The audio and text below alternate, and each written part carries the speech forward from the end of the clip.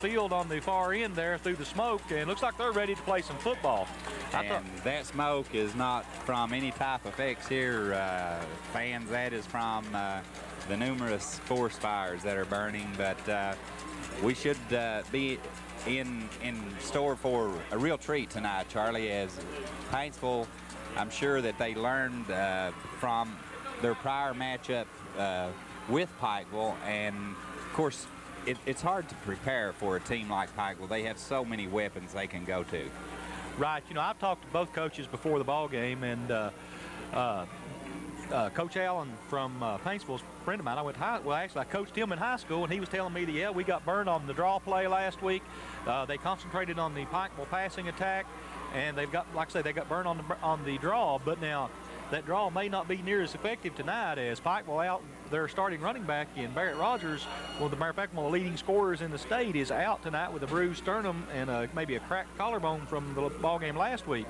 Both teams coming in off big, impressive wins in the first round, as Pikeville won 66-14 over Pineville here last week. And you and I did that game, and really that was no contest, Charlie. That was not even, I would not consider that much of a test for Pikeville. Right. Pikeville just rolled over that one, and Paintsville in turn, they rolled over Williamsburg 61-6. So, two explosive offensive teams coming in here tonight, and actually excellent defensive teams, as they both held their opponents to 6 and 14 respectively. So should be a real ball game. Both teams lining up for the kickoff. Well, Pikeville lining up for the kickoff, waiting on Paintsville to come onto the field. And Paintsville is making their way on to the field, and as you said, both teams in the first round last week put up big numbers. Pikeville was such an explosive offense, and we'll see. As a matter of fact, I believe Rogers went down early in the game last week, didn't he, Charlie? Yep. So they played pretty much that game without him. Let's see how they react tonight. Well, I talked to Coach McNamee before we came on the air, and he said that they're not going to change their game plan. They're just going to play Pikeville football and come out and try to put another win in the books, as this is familiar territory for the Panthers. And this one is about to get underway as the ball is teed up, and Paintsville getting set to kick it off. You've got deep for Pikeville is Jeremiah Akers, Nick King. And ball taken about the 5-yard line by Pikeville. That's Akers. Akers going to that, trying to get to the outside, and he doesn't make it. He gets drilled out at the, we'll call it the 25-yard line, and that's where Pikeville will start the offense of the game tonight. And I'm sure that we'll see a lot of passing out of this Pikeville Panther team, as it's been what's most effective for them so far this year. And with that, of course, with Jeremiah Akers, he set all kinds of records. So it's hard to cover Jeremiah Akers. Double coverage, it doesn't seem to affect him at all, Charlie. Right. Well, as we say, that Pikeville comes up in the shotgun formation. Matt Branham in deep. Looks like Jeremiah Akers in motion out of the backfield, coming to the right side. And still in shotgun, the quarterback takes the snap. Akers looking for Akers on this right side, and he catches it and is hit immediately, but he gets out to about the 32-yard line. So that'll be a gain of about 8 for Pikeville. Bring up 2nd and 2 for the Panthers, as, not trying to fool anybody. They come out in that passing formation and throw the ball to Akers right away. So, expect to have a big game out of Akers tonight, especially since, like I say, since Barrett Rogers is out. We'll see a lot more of the passing game. You'll see Chase Gibson get the ball quite a bit. You'll see Akers with it. You'll also see some of the running backs step up tonight. Barrett Rogers' younger brother is out there. He'll be playing in the backfield quite a bit. Chase Rogers, we saw quite a bit of him in the second half last week. And Branham's pass knocked down by looks like number 30. That would be Mike Stafford for the Paintsville Tigers. We've got a flag. And we're going to have holding on the Panthers, so that'll back them up another 10 yards. That'll bring up second. They'll repeat second down. That should make it about 2nd and about 12 now, as big penalty there. The rush coming in hard on Branham, and just Pikeville not able to pick it up without holding. So actually it's a 15-yard penalty. Maybe actually more than that. It must have been from the point of the foul, as that'll bring up second down and about. It's 2nd and 15. That's a long 15. It looks like it's about 17 to me, but that's okay. we'll call it, and Branham under center this time, and the handoff off the right side, or left side, excuse me. That is number 22, Chase Rogers, Barrett's younger brother, gets the first carry of the game for Pikeville. He'll pick up about a yard. That'll bring up third, and we'll call it 3rd and 14. So Pikeville not being very effective after they made a good yardage on the first pass play, and then the Paintsville defense stepping it up. Evidently, they've learned something over after watching the film from the last ball game. As they were right in the game the first half, and Paintsville that time quick to react to the ball. Looks like Branham will be in the shotgun formation. He's got 2 wide outs to the left and a single back in the backfield with him, or to the right. It looks like there's going to be some kind of a penalty called on the play. There's no flag in the backfield. It must be a defensive penalty. No. Actually, it's a delay of game against Pikeville. So that'll back them up another 5 yards. That'll make it 3rd down and 20. As penalties hurting the Panthers early in this ball game, as they're not able to get any plays off. You know, they've snapped the ball twice. They've had an 8-yard gain and a 1-yard gain. And 2 penalties. Charlie, at this point of the season, you don't expect to see a team like Pikeville get called for a delay of game.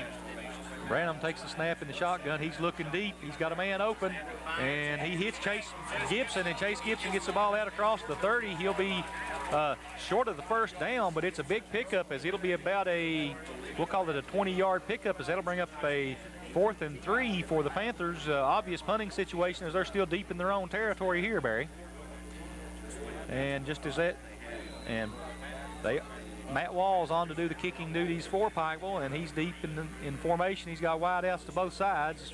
I'm sure they'll probably try to kick it away from number 16, David Peters, because David Peters is pretty much. Now they kick to Peters. And Peters takes the ball. He tries to get over to use some of his speed, but he's hit immediately. And he's going to go down at about the 30, well, they're going to say he was 39-yard line, give him a couple yards on the return, but excellent coverage by the Panther defense as they got down there in a hurry. That was Neil Fannin that got down there, number 20, Fannin down there very quickly.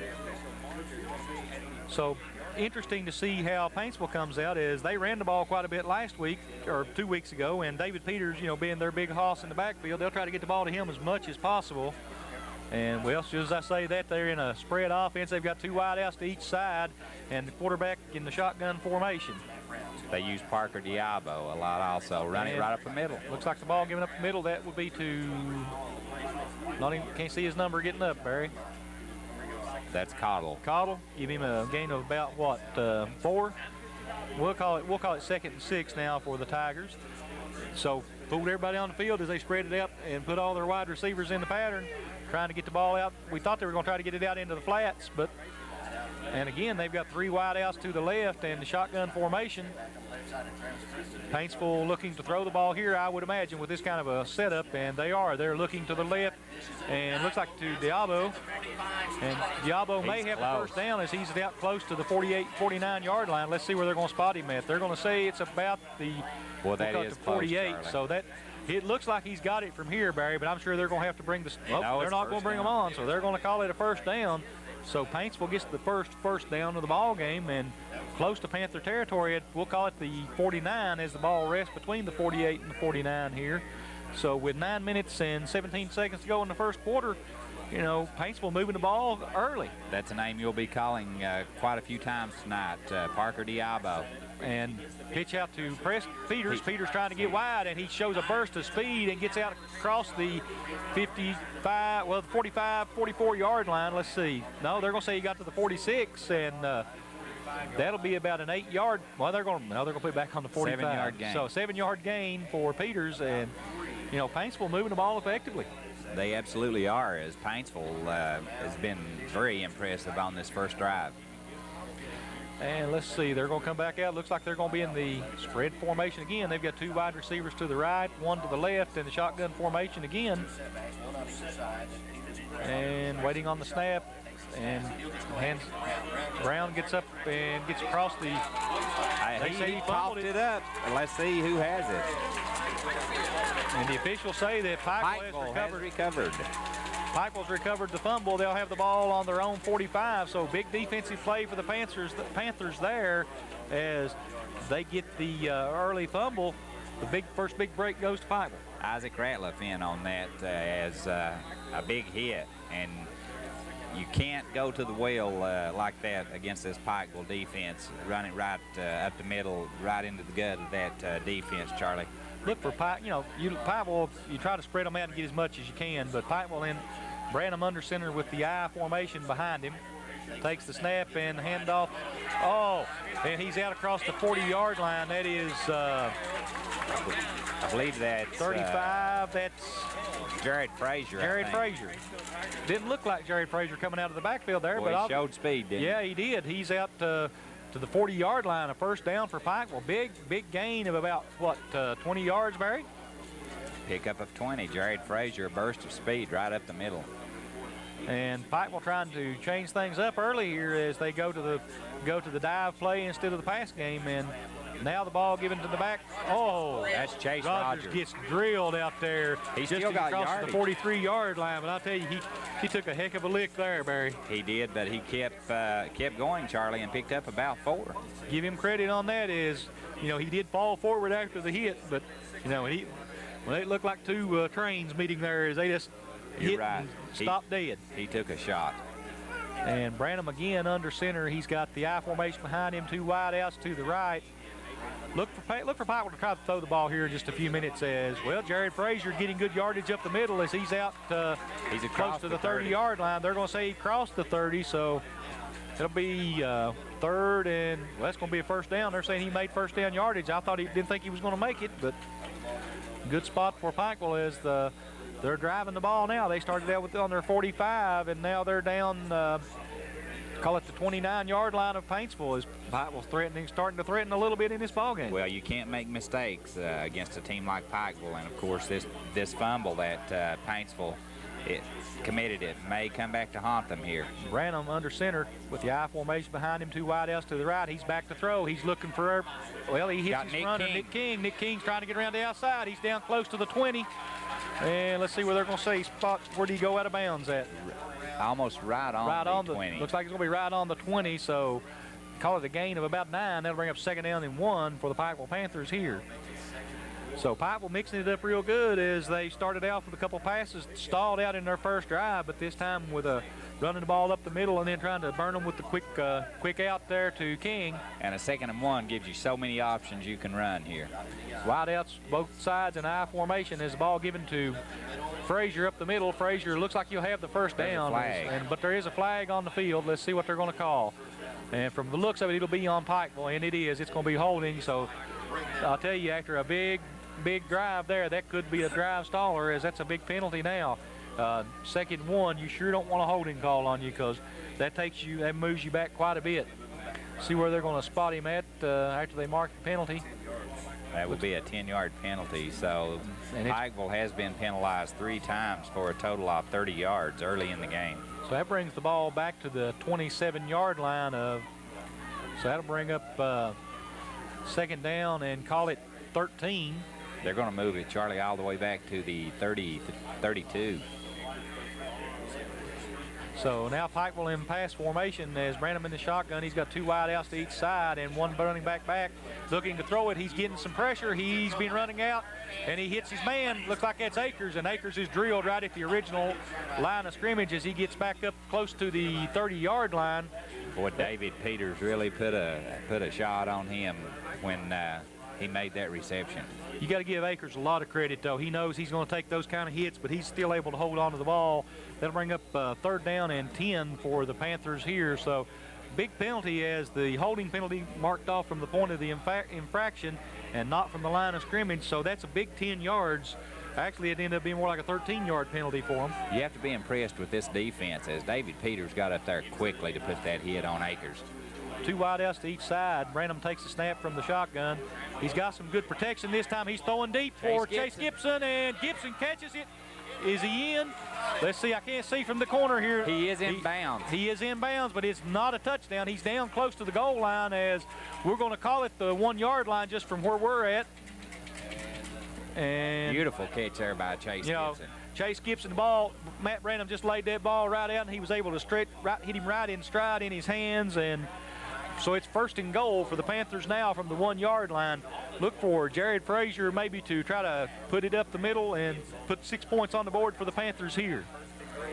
And the snap, the ball given to Frazier, and it is a touchdown. So Jared Frazier on the 1-yard run puts Pikeville in the lead, 6-0 with 5 minutes, 11 seconds to go in the first quarter. And so far we've had a pretty good ball game though, Barry. Both teams moving the ball well. Paintsville moving the ball effectively until they fumbled, and Pikeville able to take that fumble from the 45-yard line. So I guess that's about a 30 or 55-yard touchdown drive. Exactly right. On to try the extra point is Matt Walls. And Seth Scott's the holder. The snap to Scott, the hold is down, it kicks up, it looks good. The officials agree, so that will make your score 7-0 with 5 minutes, 11 seconds to go in the first quarter.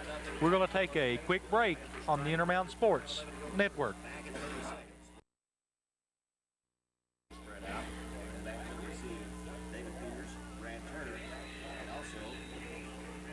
Okay, here we go, and Pikeville kicks the ball off after the touchdown. It's picked up on about the 25-yard or 15-yard line, and he gets it out across the 35, maybe to the 37-yard line. As pretty good return there by Robert Sowards for Paintsville. Paintsville ends up with pretty good field position as they're going to have the ball on about the 36-yard line, 1st and 10 here, Barry. And let's see if they can answer the touchdown drive by the Panthers after the fumble gave them the ball on the 45. Pikeville able to drive 55 yards for the touchdown. And that was Preston that brought it out to the 36. I was looking at the wrong. I believe it was number 8, Charlie. That's Preston. I was looking at the wrong roster. And quarterback's in trouble here as Preston. Boy, he's scrambling awful effectively, though. He gets out close to the 40-yard line, and he'll pick up positive yardage out of a play where he should have been sacked in the backfield. And Preston just coming out of there, and what can you say? That was just all Travis Preston as he works his way back up for about a 3-yard gain on what should have been a sack. Absolutely, as he had nowhere to go, and there was an official there too, Charlie, that he couldn't get around. Yeah, a lot of people clogging up the middle for the Panthers here as, Paintsville now with 3 wideouts to the right, 2 to the left, and nobody in the backfield with Preston as he's in the shotgun formation. He takes the snap and looks like a quarterback draw as Preston's coming up the middle. He makes a good cut. He's trying to get to the outside. He's got 1st down yardage. If he stands, he's going to be down close to the 45-yard line of Pikeville, but there are flags in the backfield. And this is back in an area where it looks as if it may be a holding, and it is hold against Paintsville. It will be holding on Paintsville, so beautiful run by Travis Preston will be negated on a holding call by somebody. It had to be a lineman because there was nobody in the backfield with him on that play. And that really was, that hold was unnecessary as Preston had broken free. Yeah, I didn't see the holding, but I know the flag came down after he was across the line of scrimmage, so don't think that pursuit was going to catch him from there. So Paintsville now will have it 2nd down at about 20 from the, we'll call it the 18, well, let's see, where are we at, about the 28-yard line? So Paintsville again. 18. So Preston now under center, takes a snap, dropping back to pass. He's looking for his man. He's got a man open.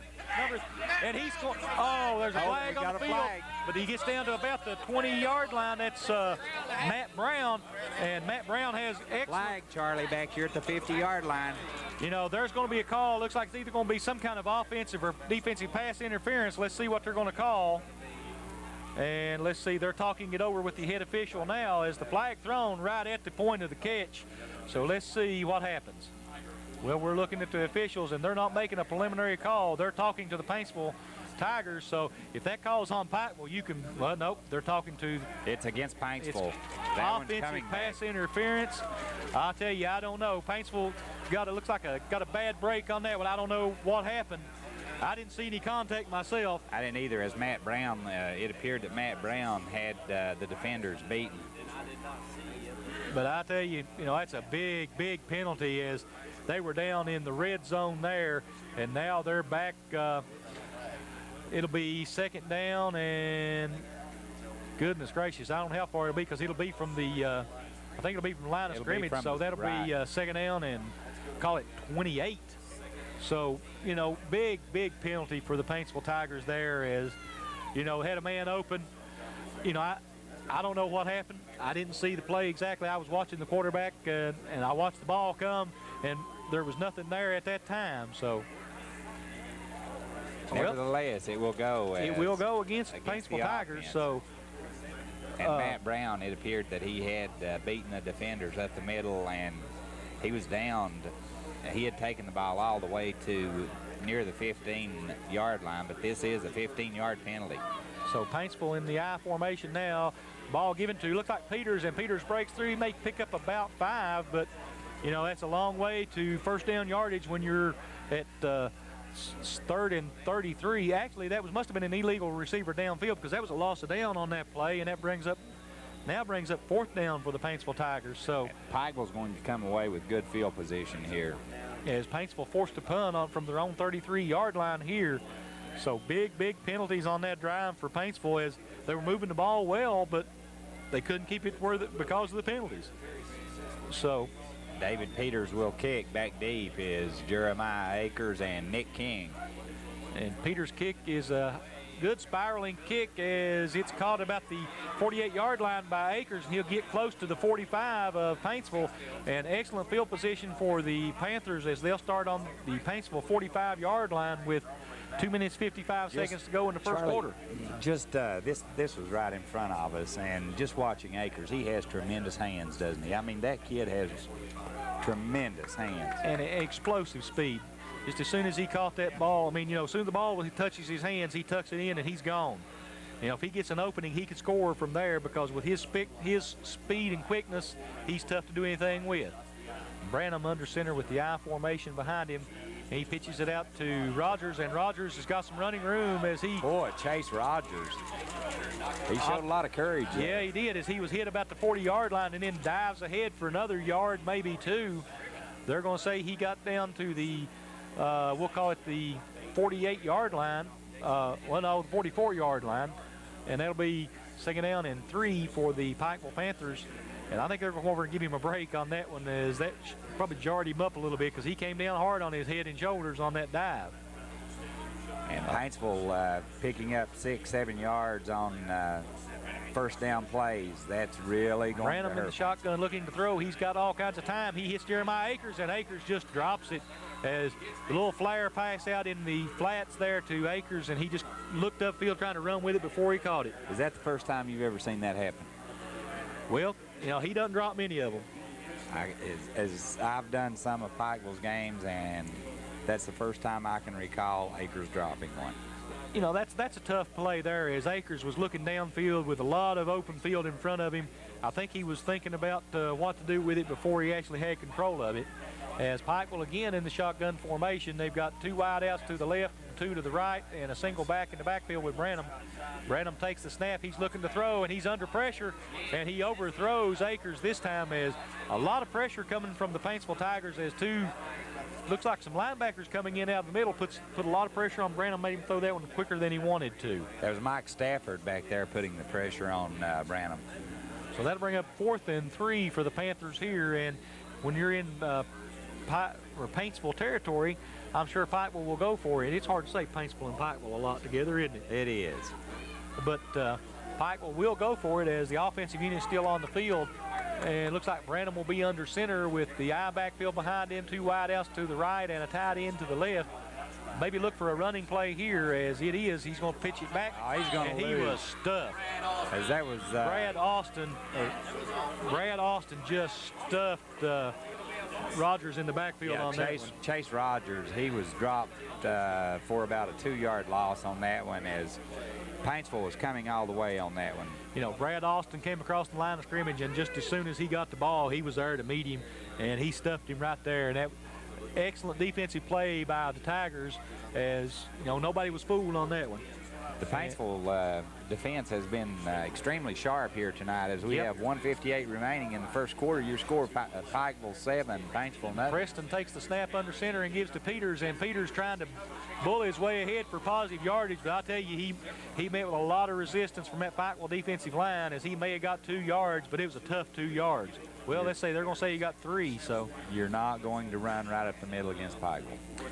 I think that you'll see Paintsville try to get the ball out in the flats on a few passes and try to maybe pitch the ball out to Peters and get him around the corner and try to loosen up the inside of that Pikeville defense and maybe take advantage of it later. But, you know, so far it hadn't been that way. But Paintsville up in the shotgun formation, 2 wide receivers to the right, 1 to the left, split backs. And they're showing blitz. And Pikeville's coming, and the ball is thrown. He's Hale, and Hale's out close maybe for a first down. They're saying yes, so he'll pick up about 9 yards, and that'll be a first down for the Paintsville Tigers. And, you know, give Travis Preston a lot of credit there. There was a heavy Pikeville rush coming on him. He just got rid of it quickly. And Ben Hale, he did a good job pulling that one in. Yeah, Ben Hale able to pick up the first down for Paintsville. And like I say, Paintsville been effective on moving the ball. Some penalties and a fumble early have cost them a lot of field position in this ball game. And your score, Pikeville just up by 7-0 as we're nearing the end of the first quarter. Paintsville has 4 men in the patterns. They've got 2 wide receivers to each side, and Preston in the backfield by himself. And here comes Pikeville again. Preston throws a quick pass across the middle, and Brown may have got a yard, maybe 2 out of it. But again, Pikeville coming with the strong rush up the middle, and Preston just able to get rid of it in time for positive yardage. We'll give him a gain of 1. That'll bring second down and 9 for the Paintsville Tigers here. And Pikeville trying to put a lot of pressure on Travis Preston early in this ball game and see if he's going to fold. But so far in this series, he has dumped the ball off effectively. You're exactly right, and they have kept good coverage on David Peters and Parker Diabo as he's been going to Matt Brown. Preston under center with split backs behind him this time, and this time the handoff to, looks like that's Brown. And that's Ben Hale. Ben Hale. And Ben Hale hurdles a couple of Pikeville Panthers, and he's blown dead on about the 40-yard line, so that'll be a pickup of about 8 for Paintsville. And I tell you, Paintsville moving the ball very well here, and looks like they're going to, warning to the sideline on Pikeville to back up. And looks like are we going to have a timeout here? No, we're at the end of one quarter. We've played 1 quarter. Your score, Pikeville 7, Paintsville nothing. Let's take a break. We'll be right back. This is the In Around Sports Network. Yeah. David Peters off that right side. He just exploded and picked up probably 5 on that one, Charlie. Yeah, Peters has got a lot of speed. He's got very quick feet, got a good first step, and if he gets in the backfield on you, he can pick up a lot of yardage. Well, that's obvious, as last week or 2 weeks ago, he ran back a 80-yard touchdown run on a kickoff return in the second half. Paintsville again with the power I formation. Preston under center takes the snap again. The handoff to Peters, and Peters just bulling his way ahead for yardage as he'll pick up about 3 more, maybe 4. Let's see where they spot him at. But Paintsville going to that straight power football. We're seeing a much more determined Paintsville team here tonight. And it looks like we've got a lineman shaking up. That's number 66. That's Ryan Melvin limping her on the field right now. Looks like we're going to have an official timeout for, maybe not. They're just going to send somebody in. So. Yeah. And Preston goes to the sideline for instructions while we're waiting on the new player to come in. Joe Brown is replacing him, so quickly they get Joe Brown on the field. And Preston coming back into the huddle now as the clock is starting to roll with 11 minutes and 17 seconds to go in the half. Pikeville leads Paintsville 7-0, but Paintsville threatening a little bit here as they're down inside Pikeville territory at the 33-yard line. Again, the last 2 plays, Charlie, the only wide out they've sent has been Ben Hale. And the power I formation, the pitch gone to Peters, and Peters picks up good yardage. He's going to be close to another first down as he just explodes forward over on that left side, Barry. Again, that quick speed is he just trots, kind of looks like he's trotting out there, and then when he sees open field, he just takes off. They're going to say he got he's going to be a little short. Going to be a little short as he's going to bring up 3rd down and 1 for Paintsville here.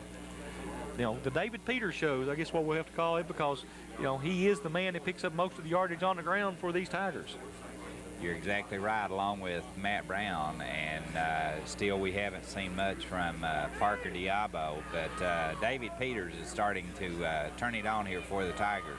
And again, Paintsville in the power I formation with Peters in the back, and now they're going to go to a full I, and Peters, Peters may go. He busts through the middle of the line, and he's going to pick up about 15. He's going to be inside the 20 down to about the 14-yard line. As I'll tell you again, that quick feet of David Peters as he just explodes through that line of scrimmage. Lincoln Sowards and Chase Gibson on the stop, and fortunately they brought him down because he was gone. He was a step away. That's right. You know, one more step and he's gone. There's nobody going to catch him because he just exploded through that hole there. Talk about the red zone. He's down to the 15. So Paintsville now really, really threatening as they got the ball on the 15-yard line. They're back in that power I formation again. Well, no, power I guess we'll call it. And the handoff to the fullback this time, is that Brown? Brown will pick up maybe a yard. As you know, again, that Pikeville defense tough up the middle, as Barry has told you all night. They're going to say he got 2. We'll call it 2nd down and 8. They continue though, Charlie, to pound away right up the middle. You know, don't be surprised if you see David Peters going on the outside just any minute now, as they may be trying to sucker Pikeville into trying to stop that middle run with that power I formation and then try to fool them with something going around the outside. They haven't gone away from their game plan, as even though the first few plays they were stopped up the middle, they've stuck right with it as they've tried to hammer it right up the middle. And I think you're right. David Peters, you're going to see, well, this time they're sending wideouts to both sides. They've got 3 wideouts to the right and 2 to the left, and nobody in the backfield with Preston as he's in the shotgun formation, and they've got the field spread out wide. Look maybe for the quarterback draw again, as it worked earlier before the holding call, and here it comes as he's under all kinds of pressure. He's trying to throw. He's got a man open in the end zone, and let's see, no flags, but a lot of contact down there. They're going to call it incomplete. As it was batted away there by Chris Miley. And I believe it was intended for Diabo, as trying to get the ball in his hands, as he's been a big play man for him all year. That'll bring up 3rd down and 7 now for the Paintsville Tigers. Had they gone with the play you thought they would, the draw, it was there. It was wide open as Pikeville had gone to man coverage, and the quarterback, had he tucked that one in, he had running room right up the middle. Well, again, they've got 2 wideouts to the right and 3 to the right, 1 to the left, and looks like the option play, kind of an odd play out of there. The pitch back to Brown, and Brown gets out down inside the 10-yard line. I don't know where he's going to be at. He's going to be close to the 1st down. The Paintsville Tigers say have it. Let's see what the officials say. And the officials they've not given a signal yet, as they're going to say he didn't. Yep, they're going to give him a 1st down, so it'll be first and goal from the 7-yard line for the Paintsville Tigers. I never saw the 1st down signal given, did you? The side judge came in and gave it fairly quickly there. It's hard to see from this corner down here. Yeah, we were blocked. Looks like Paintsville's going to call a timeout, so with that, we'll take a quick timeout on the scores for you here. We've got Belfry 20, Breathitt County 6. Well, so the Panthers looking good, or excuse me, the Pirates looking good, as the Tigers are now in that power I formation. The ball given to Peters. Now I'll tell you what, if he got anything there, it was all David Peters, as he was hit repeatedly there and still tried to force his way ahead. He may have picked up a yard, but no. Well, no. They're saying he picked up 5. Boy, it sure didn't look like it, did it, Barry? It looked to me as if he was stopped right at the line. That's going to be 2nd and goal from the 2-yard line, and he was on the 7, so that's a pickup of 5 yards. And I tell you, what can you say about that? That was nothing but David Peters, as he looked like he was hit immediately. So it's 2nd and goal for Paintsville here from the 2-yard line, and his forward progress put him down there, Charlie, because he was driven. Yeah, he was driven back. He was hit immediately, it looked like. But the power I formation with 1 lone wide receiver out deep, and looks like it's going to be a touchdown for the Paintsville Tigers. Let's see who the back was that picked it up. Looks like Brown was the one that scored, and so that will make your score 7-6, as we've got a ball game here. I talked to both coaches coming into this ball game beforehand, and they said that this will be a different ball game, as it's either win or go home now. And both teams coming off that big opening round win, and you know, once they played each other, they've been able to measure out each team, and good game plans by both schools coming into this ball game, and both of them staying with it. And their execution has been pretty good, other than a couple of big penalties for Paintsville. And, well, actually, for both teams, it stopped one drive each on penalties. And Paintsville... Brooks Stennett on Charlie to try the extra point. And the quarterback is the holder, so Stennett's kick looks like it's good. Let's see, and the officials say yes. So we've got a tie ball game as it's 7-7 with 8 minutes, 16 seconds to go in the first half. We'll take a short break on the Intermountain Sports Network. Back to the Hamley Athletic Center as we've got a real ball game here. It's 7-7 with 8:16 to go in the first half, and Paintsville set to kick the ball off to Pikeville. Deep kick. Stennett gets it toward the sideline. It's fielded over there by, is that Akers? Jeremiah Akers making some nice cuts coming back up the middle as he gets the ball across the 30-yard line. We'll call it the 32, and, you know, decent field position again for the Pikeville Panthers. Golly, what a day. Hey, you're having trouble here with Pikeville and Paintsville. We may need to go to Panthers and Tigers. Panthers and Tigers, that might work. I just love an exciting football game, and we've had that so far. Isn't that a shock, that score from Belfry? Yeah, it is. Belfry up over Breath at 20-6 and early in the ball game. And of course, we have a crew over there. Yeah, you'll be able to see that on the Intermountain Sports Network later on delayed broadcast on PRG.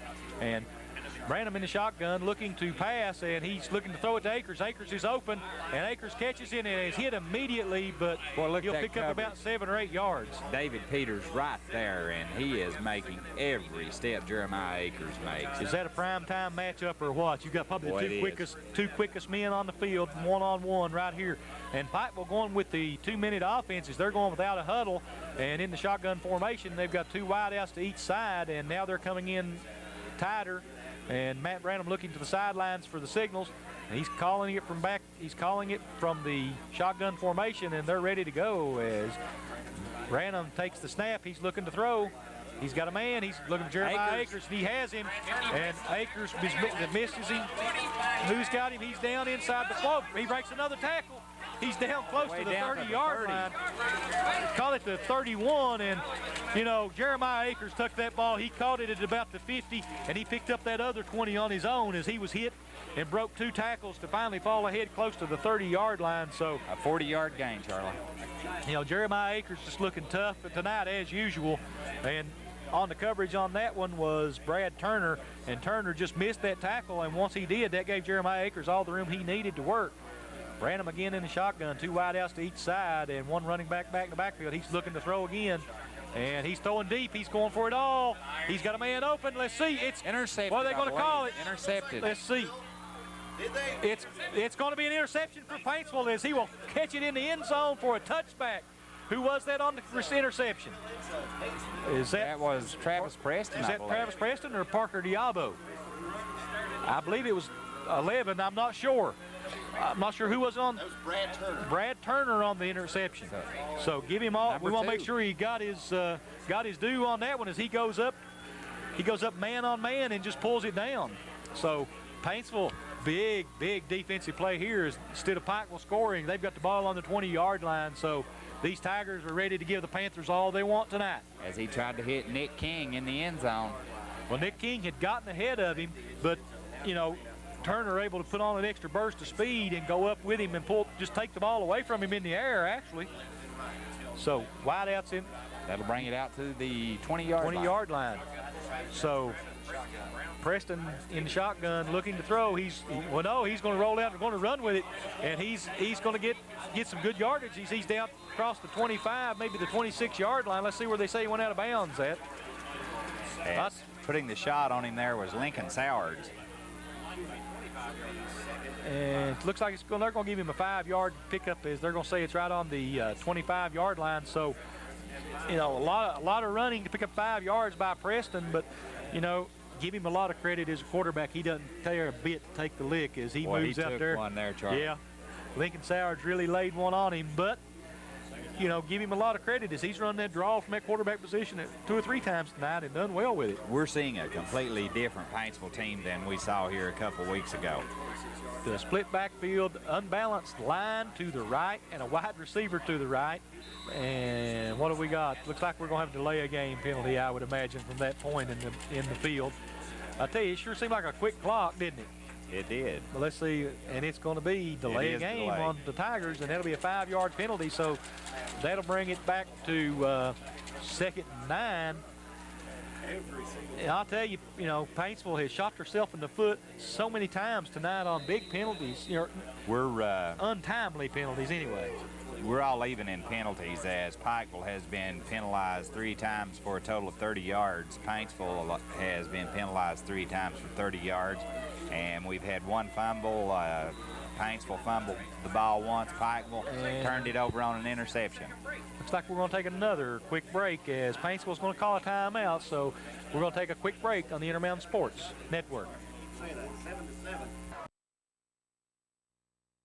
2nd down and 9. Paintsville with the one back in the backfield. Looks like Preston back to throw. He's looking, got a man open. That was Diabo. It went right through Diabo's hands. If he would have had a first down, had he held on to it.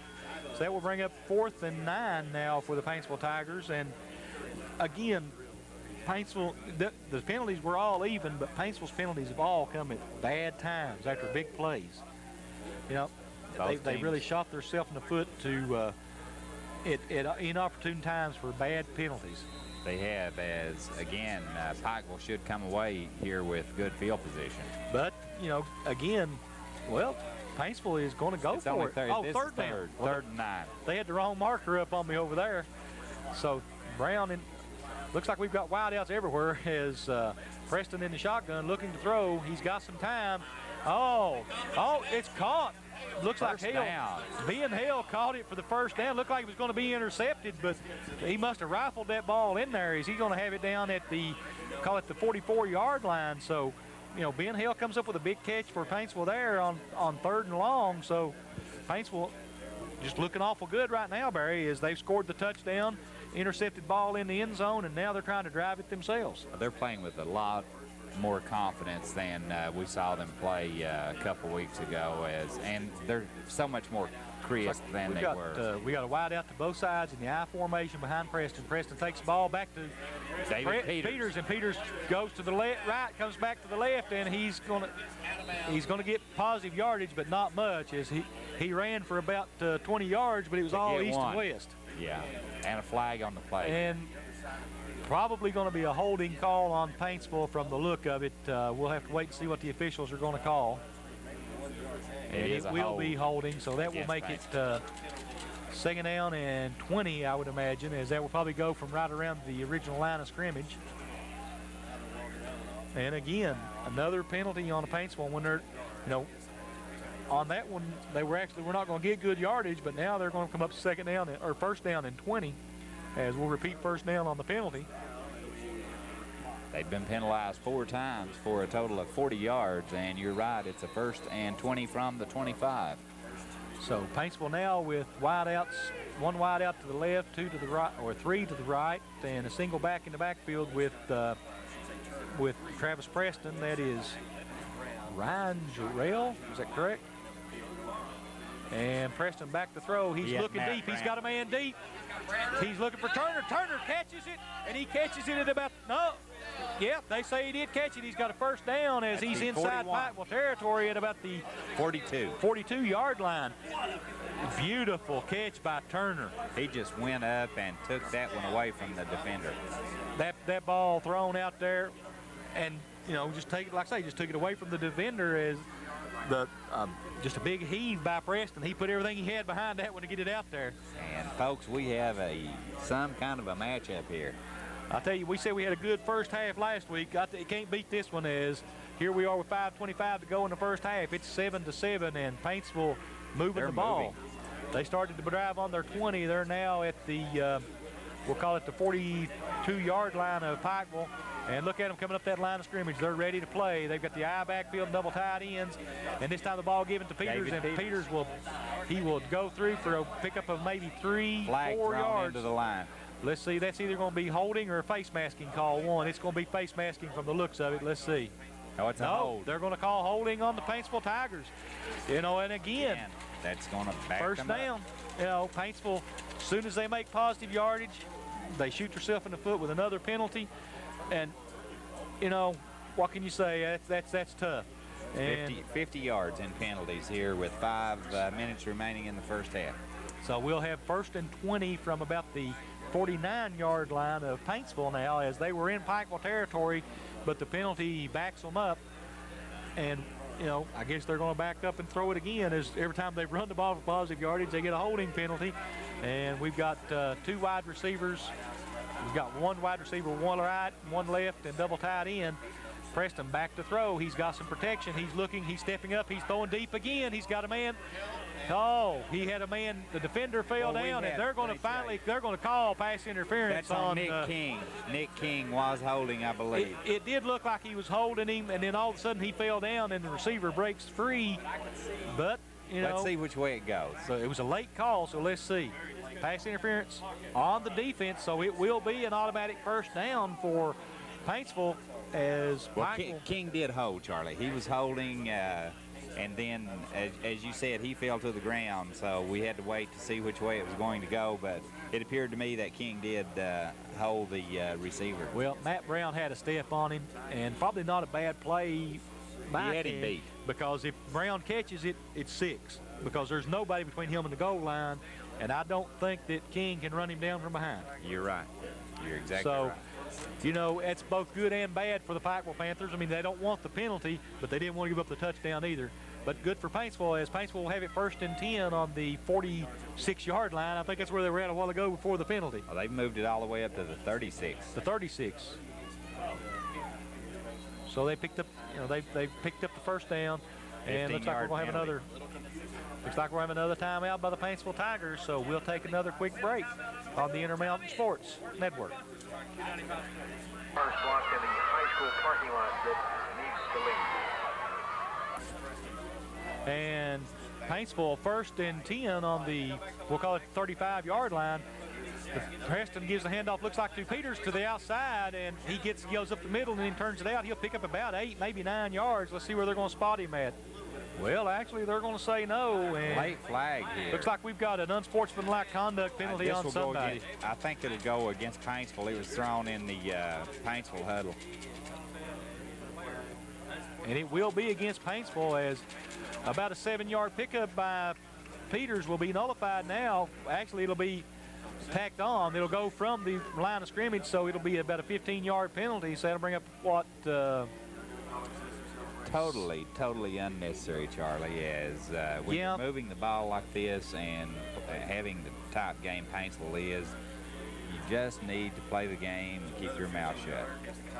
So that's a 15-yard penalty. That'll bring the ball back to the 45-yard line. So that'll bring up 2nd down and second and call it 20, as big penalty against Paintsville again.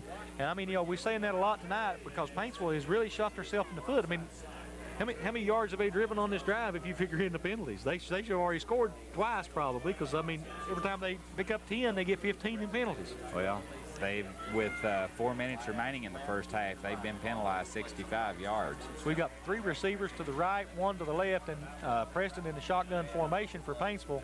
And waiting for the snap, he's looking to pass. Got pretty good protection. He's going to go deep. He's got 3 men, and it's intercepted by Nick King. And Nick King is across the 30, 40, 45, 50, 45, down close to the 40-yard line of Pikeville, as it's going to be about they're going to mark him at 41. So let's see, you know, big play again. Defense on this second quarter has been all defense, I guess is what we could say, because it was 7-7 coming into the quarter.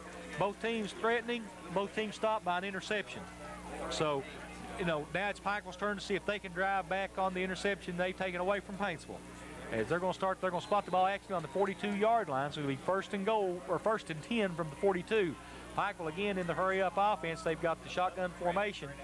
Branham is deep, looking to throw. We're looking for Akers, and I'll tell you, they're going to throw pass interference on that one.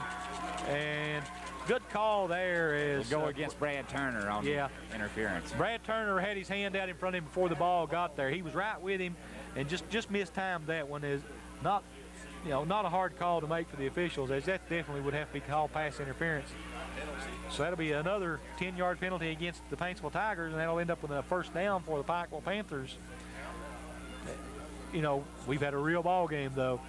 Penalties have gone both ways, as we've had, 100 yards worth of penalties already in this first half? Paintsville has been penalized 7 times for 75 yards. Pikeville has been penalized 4 times for 45 yards. It's been a real good defensive game. And Pikeville again in hurry-up offense. They've got wide receivers to both sides, and Akers in motion. Branham back deep, waiting for the snap, and he takes the snap. He's looking for Akers. Looking for Akers. Akers is open. He's got him wide open. He hits him. Akers makes a move by David Peters. He may go. It'll be 6 points for the Pikeville Panthers. As give Jeremiah Akers a lot of credit there, as he caught that ball and put a move on David Peters, and then goes in for the touchdown from the 27-yard line. That'll be a 27-yard touchdown pass from Matt Branham to Jeremiah Akers, and that will make your score 13-7 with 3:32 to go in the first half.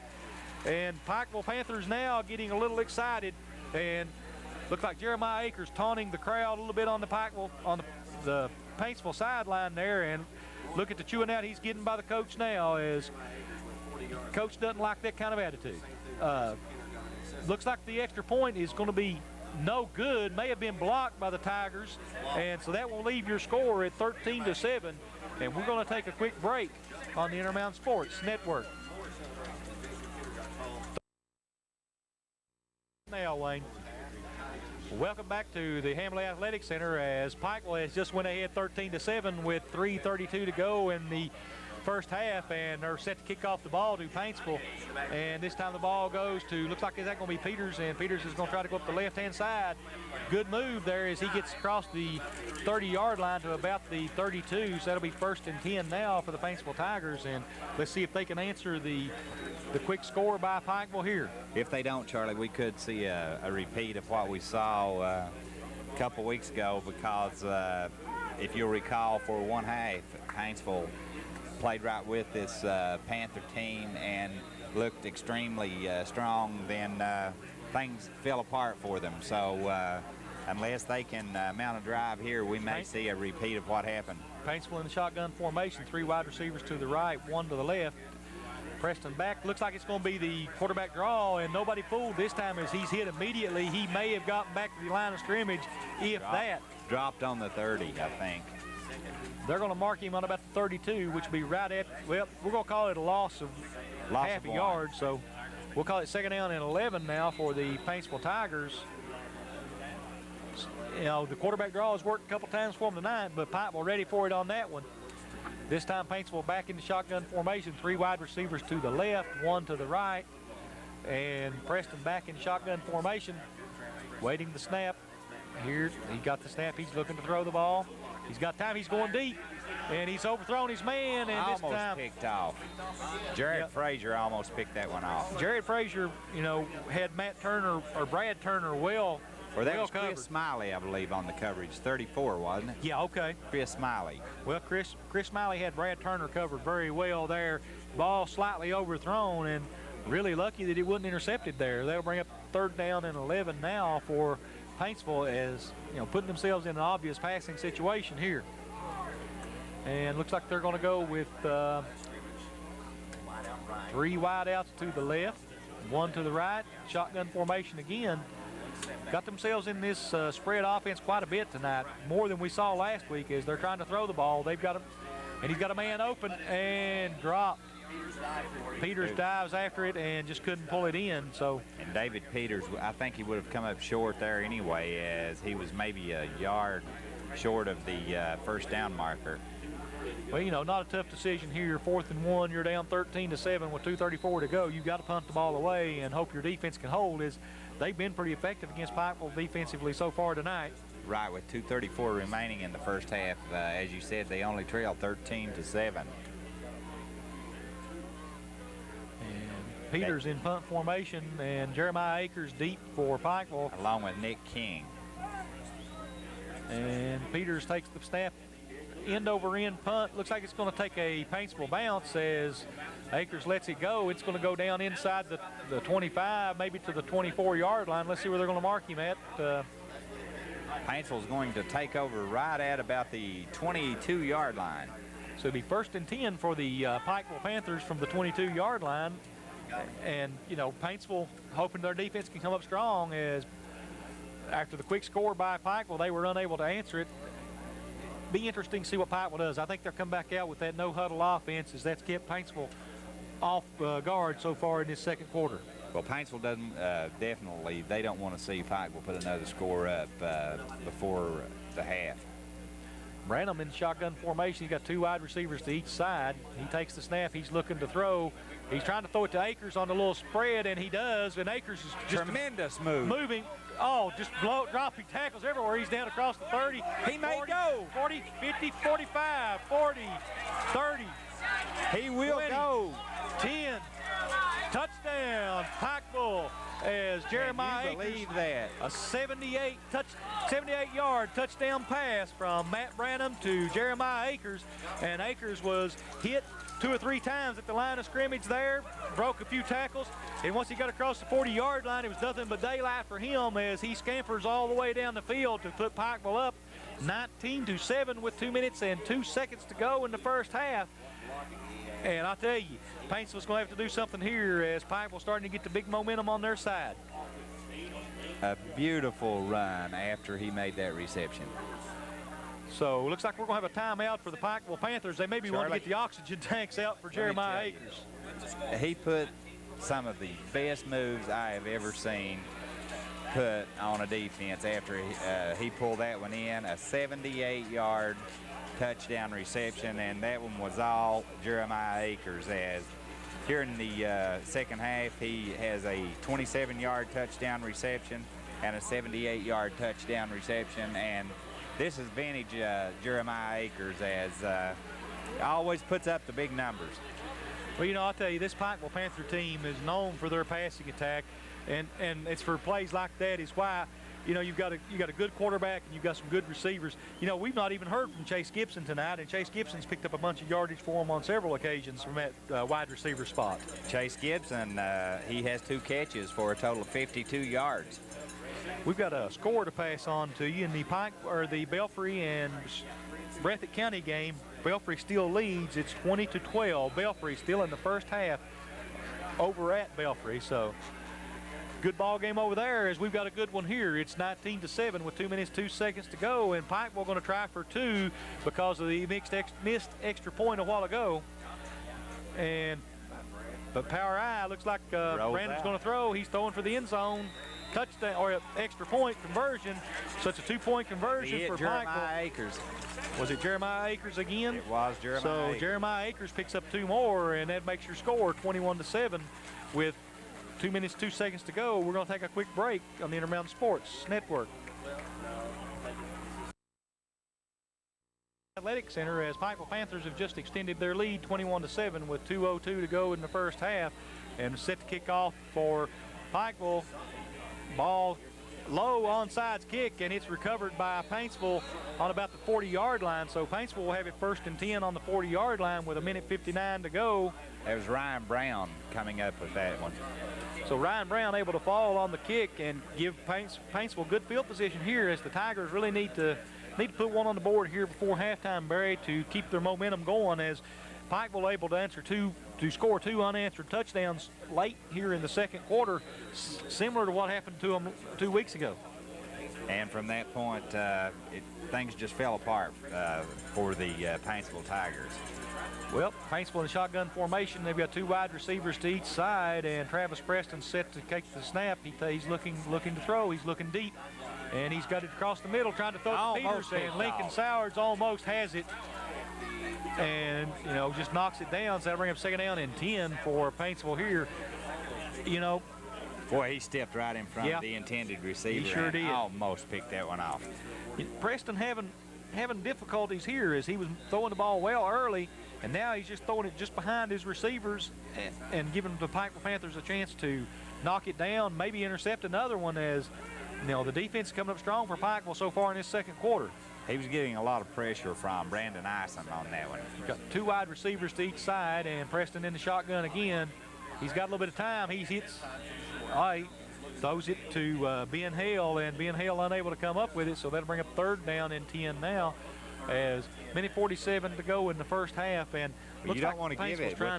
With that much time, you don't want to turn it over to Pikeville here. You know, it didn't take them what did it take them that last time, about 15 seconds to score. It took them 2 plays. You know, it didn't take a lot of time off the clock, and Paintsville again in a passing situation. They've got 3 wide receivers to the right, 1 to the left. Preston in the shotgun formation with 1 back there with him. Waiting for the snap is Preston. He's looking to throw. He's going to throw quick. Throws to Diabo, and Diabo just in and out of his hands. And boy, he saw that one. He saw Chase Gibson. Chase Gibson. He saw Chase Gibson coming, and Charlie, I think he just let that one go. Maybe. He just said, heck with this. Yep, that brings up. I'm going to get ready to take this shot. Brings up 4th and 10 now for Paintsville. Tough decision for the coaching staff as minute 43 to go. Do you try to, well, looks they've already made their decision as Parker Peters in punt formation. Nick King and Jeremiah Akers drop deep for the Pikeville Panthers. So Peters takes the snap. Pretty good end-over-end kick as it's going to take a Paintsville bounce, and the ball is going to bounce down inside the 20 again, about the 16. So that'll be 1st and 10 now for Pikeville on their own 16-yard line. A minute 32, that's plenty of time for this Pikeville offense. The way they've been moving the ball in this no-huddle offense, it's very likely to see them. I'm sure that's what they'll stay with, is that's what's kept Paintsville off guard here. And Branham coming in now to the huddle. This will probably be the only huddle they'll have for this drive, as most of the calls have been made from the line of scrimmage here. And if Pikeville puts another score up here in the first half, it may be a long night for Paintsville. 2 wide receivers to each side, and Branham in the shotgun. He takes the snap, and this time he hands it off to the draw up the middle. And no doing this time is, looks like that was Jared Frazier. And Frazier will get back to he may get to the original line of scrimmage. I don't know if he got back that far. But, you know, Paintsville said that's what beat them 2 weeks ago was the draw play. And they were ready for it tonight. Is that, I think, the first time we've seen it, Barry? Keep in mind that Pikeville does have 2 timeouts left here in the first half. So with 1:07 to go, Pikeville in the no-huddle offense, 2 wide receivers to each side. Branham waiting, takes the snap at the high snap, and he's able to pull it down. He's looking, he pump fakes, he's throwing deep. He may be intercepted there. Almost. Ben Hill had it and just couldn't hold on to it. So big break there for the Panthers as that ball well overthrown, and Ben Hale probably should have had that one, but just couldn't hold on to it. And that'll bring up 3rd down and 9 with 53 seconds showing on the clock, and look for Pikeville to take 2 more shots at it. I don't think they're going to punt it away right now. Do you? I don't think they will be conservative either. They'll put the ball in the air. That's what's worked for them so far all season long is the passing game, and I would expect them to do the same thing again as they back in that 4 wide out pattern. And it looks like we've got I don't know, the officials are talking about something there. I don't know what they're talking about. No flags on the ground, but they've stopped play. Pikeville's in the shotgun formation. They have 2 wide receivers to each side. Let's see what the officials are going to do here. And don't know. They're having some kind of discussion out there, and I don't know what's going on, but looks like they may be changing the play as Branham calling some of his receivers back in the backfield for protection. Now he's got 2 wide receivers to the right, 1 to the left. And there's a high snap, and he's able to pull it down, and all kinds of pressure as Matt Branham is going to go down. He's going to be sacked on about the 10-yard line. So with 45 seconds to go in the first half, Paintsville able to finally put some pressure on Matt Branham. What caused that, Charlie, was the high snap. It took so much time for Matt Branham to pull that ball down, then that allowed the defense to get there. And at 4th and call it 16, looks like Pikeville's going to send the punting unit in as Matt Wall is on the field now with 21 seconds to go. They may just go out there and take a delay of game penalty and get as much time off the clock as they can and then kick it. Let's see what they do. We've got 12 and... We've got Parker Diabo and David Peters around the 40-yard line. He's going to make the snap. Nope, they're going to have the delay of game penalty called. So 4 seconds to go. they're going to kick it away and give them one chance, either run it in or run the clock out one. That's what Pikeville is looking for here. So that'll be a 5-yard penalty. That'll bring up 4th down and call it 21 from the 5-yard line. It's a good move there, as Paintsville, as soon as they touch the ball, if he kicks it on or they try to advance it, the clock's going to start. Look for Paintsville to put a big rush on here as Matt Wall's in his own end zone to kick the ball away, and they've got everybody up on the line of scrimmage just about. So they're going for the block, and they don't get it away. Parker Diabo, and he's hit, but he's on the 30. He's made a good move. He's on the 20, the 15, 10, 5. He's down close to the goal line. He fumbles it. Paintsville picks it back up on the 5-yard line, but time is going to run out. So we played one half here, a very exciting first half as Pikeville leads it by a count of 21-7. And penalties, as Charlie mentioned earlier, penalties has hurt the Paintsville Tigers. They've been penalized 7 times for a total of 75 yards. Pikeville has been penalized 5 times for 50 yards. Paintsville has turned the ball over on a fumble, and they have Travis Preston has thrown an interception. He was picked off by Nick King. Pikeville, Matt Branham, he has thrown an interception, that to Brad Turner. On the Pikeville side, Chase Gibson has 2 catches for a total of 52 yards. Jeremiah Akers, of course, he has been their big offensive weapon, as he had the 1 touchdown reception of 78 yards, 1 of 27 yards. Their other score came on a 2-yard run by Matt Brown. The extra point was kicked by Matt Walls. And Pikeville also scored on a 2-point conversion, a reception to Jeremiah Akers. Paintsville picked up their score on, let's see, I don't have here Paintsville's score, but yes, I do. Okay, that was for Paintsville. It was Matt Brown on a 2-yard run. Jared Frazier picked up the other Pikeville score on a 1-yard run. And your score here at the half is Pikeville 21-7, and this thing could be turning around to pretty much what we saw in their first meeting, Charlie. And that's the difference in the game, as we're set for 3rd quarter action. Again, Barry Boy, Charlie Pinson, and Wayne Fugate. We're glad you've joined us here for 2nd round.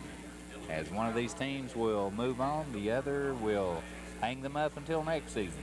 Well, that's what Coach McNamee told us on the TV show the other night. He said, somebody's going to go on to play in the next round of the playoffs. The next other team will be taking up equipment next week, and that's an appropriate way to look at it. As Pikeville set to kick off, and deep for Paintsville is David Peters, and looks like everyone's going to try to go out of bounds, and Peters will pick it up, and what a move by Peters, as he may have a repeat performance. No, he gets close to the 45-yard line, and he takes off down that left side of the field. You never know how far he's going to get, because he's got a lot of speed out there. And the repeat you were talking about, as to 2 weeks ago to begin the second half, we saw him return 180 yards to start the second half.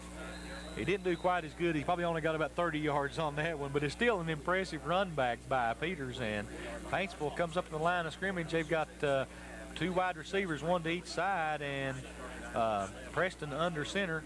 And the pitch back to Peters, and Peters may have a little bit of running room, makes a good cut back inside. He'll pick up about 5, as he's going to get down close to the, let's call it the 48-yard line. His ball looks like it's going to be spotted between the 2 of them, Barry. So that'll bring up. He just lowered his head and picked up that yardage. Looks like a pickup of about 5. That'll bring up 2nd down and 5 for Paintsville, as Peters got a lot of good vision out there as he starts looking upfield. and he can pick his holes and it'll just explode into him once he gets there. Preston will be under center. He'll have a wide receiver wide to the right and a slot back right up against the tight end. And the handoff to Brown. Right. As They ran off the left side to Matt Brown, short yardage. fake the handoff inside to Peters and then give it on Brown coming in from that slot position there. And he'll pick up about, pick up 2. We'll call it 3rd and 3 for Paintsville here. 3rd and a long 3. And, Paintsville trying to mix it up a little bit here, running the ball through the slot position as, again, now we're in the power I formation with one wide receiver wide right, and that's Diallo. And Pikeville coming up strong. The ball given to, not given to Peters. And Preston will keep it, and let's see where they give him on his forward motion. It's going to be close. He's going to be real close from the spot. Looks like he may have the first down, as when they put the football down, it will be, looks like it's going to be inches. Nope, they're going to bring the sticks in and measure as he's short, Charlie. From here, it looks like he's going to be short by about 6-8 inches, Barry. But, that one all depended on the spot, as he was out close to the first down marker, and he is going to be short by about a foot, maybe. We'll call it 4th or 3rd and 1 now, or 4th and 1, I guess it will be. Interesting call. Very short one. Interesting call here for the Paintsville Tigers, but they're going to go for it, as you see Preston up there giving the signals in the huddle. And interesting call here. Let's see, do they go with David Peters, or do they just take the quarterback sneak and try to get that extra yard? I would leave it in the, I would just take the quarterback sneak. I believe I would give it to, risk the handoff. Look at how tight Pikeville's playing it up the middle. That's what they're expecting. Peters could possibly break it to the outside on this one if he gets a chance, but they're sure tightening it up. Paintsville in the power I formation. And Preston under center, he gives it to Peters. He stopped. Peters is going to be stopped short. They're going to, not a good spot by the officials in favor of Paintsville. He was short though, Charlie. He was well short. I believe he was short, but these officials not from this area. They're from down around Rowan County, so they're going to measure again, but it's going to be short. I agree with you on that. They're not even going to measure now. No, he lost yardage. So it's going to be 1st and 10, Pikeville Panthers at about the 49-yard line. So big play by the defense there, as Paintsville now on the defensive side after. You don't like to second guess, but I don't think I would have gone to that 3rd back. And Branham down to throw. He's got all kinds of time. He finally gets it to Chase Gibson, and Chase Gibson's going to get some good yardage. He's across the 40, 35. He's going to get down to about the 38-yard line, or the 32-yard line. Excuse me, I'm going the wrong direction. Chase Gibson, first time we've called his name tonight, but a big reception there, as that'll be first down yardage for the Pikeville Panthers. And we may be seeing. And it looks like we have a flag on the field over there as the officials pointing to it. So let's see what kind of decision, what kind of call we're going to have. Face mask. Face mask on Paintsville, so that'll add more yardage onto the reception. So again, a big penalty on the Tigers. We may be seeing deja vu of the earlier match between these two teams. As Yogi Berra would say, it's deja vu all over again. That's exactly right. And so that's going to put Pikeville in real good field position. Big That's going to put the football down to about the 18-yard line. So it'll be 1st and 10 now for the Pikeville Panthers on the 18-yard line of the Paintsville Tigers. So big defensive play here for Paintsville, is they really need to stop Pikeville as they're down 21-7. Branham in the shotgun formation, 2 wide outs to each side, and the handoff up the middle to Rogers. Rogers may go. He's down across the 5-10, touchdown. Touchdown, Pikeville. So Pikeville Panthers extend that lead to 27-7 now, as again that big draw play that killed Paintsville 2 weeks ago comes back to haunt them again, as it's Rogers. This time it's Chase Rogers and not his older brother Barrett, who is out with a fractured collarbone. So Pikeville able to put 6 more on the board. They've increased the lead 27-7, and Matt Walls on to attempt the extra point here. And with 9:58 to go in the 3rd quarter, bad snap, and fumbled, and Pikeville's able to pick it up, but it will not be any good, as that will leave your score 27-7. So Pikeville with a 20-point lead with 9 minutes 58 seconds to go in the 3rd quarter. We're going to take a quick break on the Intermountain Sports Network. deep for Paintsville is number 2, Brad Turner. Is unusual not to see Peters back there deep, and Turner will take the ball.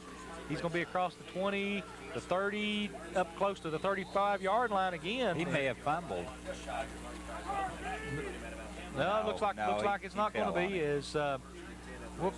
We'll call it the 33-yard line. That's still good field position for Paintsville. They just need to get out and pick up some yardage and try to stretch this Pikeville defense out, as Pikeville been able to hold strong all through the second quarter and here into the third. Well, if they go 3 and out this time on this series of plays, then Paintsville is definitely in trouble. Well, Preston under center with the straight eye backfield behind him, and takes the snap. This time the pitch back to Peters. Peters is trying to pick his way through, and he may pick up about 3, maybe 4 yards. Got that on his own, Charlie. No blocking whatsoever. Good yardage, though. You know, he's a good running back. As we're going to give him a pick up of 4. That'll bring up 2nd down and 6 for the Paintsville Tigers. You know, Peters. He shows good vision as he waits and picks those holes, and excellent speed. You had mentioned his speed earlier. He's the type back that can look for the hole, then has the speed to just explode through the opening. Well, the I formation behind Preston under center. He's got 2 wide outs to the right, 1 to the left. This time he pitches back to Peters, nothing. And nothing there for Peters, as he was looking for somewhere to go, and just stacked up by a host of Pikeville Panthers, and he'll lose about, looks like he's going to lose a yard. We'll call it 3rd down and 3rd and 7 now for Paintsville here, and big 3rd down play for the Paintsville Tigers. Is they've got to convert this and keep this drive going, or else they're may find themselves losing control of this ball game altogether, as they're already down 27-7 with 8:38 to go in the third quarter. And you know, right now, big momentum boost for one team or the other. They need the 1st down to boost their momentum, or Pikeville's going to really take a big swing. And Preston looking to throw from the shotgun. He's going deep. He's got a man open. As Peters. Peters, and let's see, no flag. They're not going to call it. He was getting ready to reach for that flag and then decided against it. As Charlie, that was a good no call, as he got a hand in there to knock that ball down. Interesting call. You know, you never know about those kind of things. It's a judgment call by the officials. Well, and you don't see, the thing that you don't see is the Paintsville. You don't see a lot of complaints from over there, because it was right in front of us. He got a hand in and knocked the ball away. I think it was a very good defensive play. Just interesting to watch the official and He hold thought his about hands it. there and didn't Thought about making a slow decision. So there was definitely a question there, but he decided it. Good punt by Peters, as the ball takes a big Paintsville roll. It's going to roll down to the.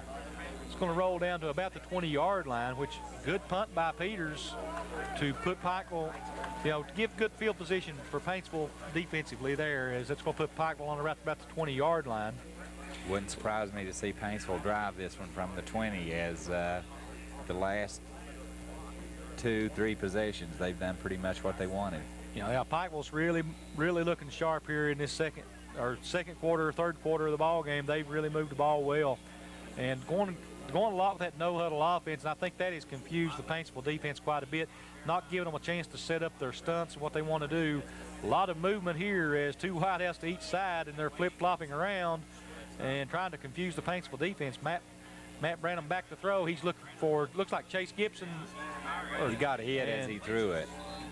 And ended up trying to throw it to Brant Justice, kind of a relief valve. He was looking for Jeremiah Akers and Chase Gibson on this side. Nowhere to go. Is good defense by the Paintsville Tigers. And he took a good shot just as he released that ball. And he's slow to get up. I believe that's still Matt Branham down on the, no, that's a Paintsville Tiger down on the field. Let's see who it is. Can't get the number. Can't see the number from here. Not sure, but Paintsville Tiger shooken up on the play, and the trainers and coaches coming onto the field. Let's see what they're going to do. Are they going to take a timeout, or are we going to just sit here and... Looks like he's just got the wind knocked out of him, as one of the coach is getting ready to head back to the sideline. Yeah, they're helping him up. Now. That was number 34, Matt Brown, and good Chris. Yeah, you're right. That's Matt Brown. It's hard when you got 2 of these things out here looking at them. You want to look, you look at the wrong team easily. Matt Brown. But Matt Brown, if he needs to sit out very long, that's a bad sign for the Paintsville Tigers, as he's an integral part of this team. And if you look at, Charlie, if you look at the numbers, Paintsville, the number of players versus the Pikeville sideline, Paintsville, these kids play both sides of the ball. Branham back in shotgun formation looking for Akers. Akers makes the turn and unable to hold on to the ball as it was a diving catch. Parker Diabo knocked it loose. The ball thrown it was maybe a catchable ball, but with Diabo on his back, it's hard to hold on to. As good effort by Akers diving after the ball. That'll bring up 3rd down and 10 now for the Pikeville Panthers. And this Paintsville Pikes defense looking good so far in this second half. They have excellent coverage there by Diabo. But watch for Pikeville to maybe try that draw play again, as it's worked very effectively against this Paintsville team 2 weeks ago and tonight as well. Has picked up good yardage both times they run it tonight. They do a good job mixing their play calling up. Branham takes the snap, looking to throw, crossing pattern, and he's under a lot of pressure, and he may be sacked, and he will. I don't know if we'll call it a sack, but he is forced to scramble. He may have picked up a yard on the play, but that'll bring up 4th down and 9, and obvious punting situation for the Pikeville Panthers, as Paintsville able to give a big defensive hold there. As very important for them to stop Pikeville at this point. Matt Branham did a good job there, Charlie, in shaking 2 tackles, and Matt Walls back to punt. Deep is Parker Diabo, and I believe it's David Peters on the far side. I would imagine that would be who I would have deep. And Walls punt, spiraling punt. It is it's going to be Peters. Nope, they're going to let it bounce, but it's going to take a Paintsville bounce. And they're going to say it did not, and Paintsville will take over on the 49-yard line of Pikeville, so good field position as the ball took a nice bounce in favor of the Paintsville Tigers. Well, it kicked out of bounds, but it looked to me as if that ball hit Parker Diabo. Evidently it did. It looked like it was close. Looked like it may have hit the ground right in front of him and bounced backwards, as he was probably going to try to field it if it bounced in his direction. Well, had he not been going to try to return it, he should have gotten out of the way of that one. Well, that's true. But Paintsville now with the ball on the 49-yard line. They've got 1 wide receiver to the right and a power I backfield. And the ball given to David Peters. Peters trying to get to the outside. He loses about 5. I believe that might have been a halfback pass, as he was looking downfield like maybe he had the option to throw the ball there. And the Pikeville defense just putting so much pressure on him, he didn't have a chance to do anything with it. We'll never know, but that'll bring 2nd down and 14 for Paintsville, as he did look downfield, then he tucked the ball in as good coverage downfield by the Panthers. Just not his normal running style, as normally when he goes to the outside, he is a streak and then may pause and look for an opening. Right. He was too slow. Yeah. On that one. And Paintsville coming up with 3 wide receivers, 2 to the right, 1 to the left, and split backs as Preston in the shotgun, waiting for the snap, and Pikeville coming with the blitz.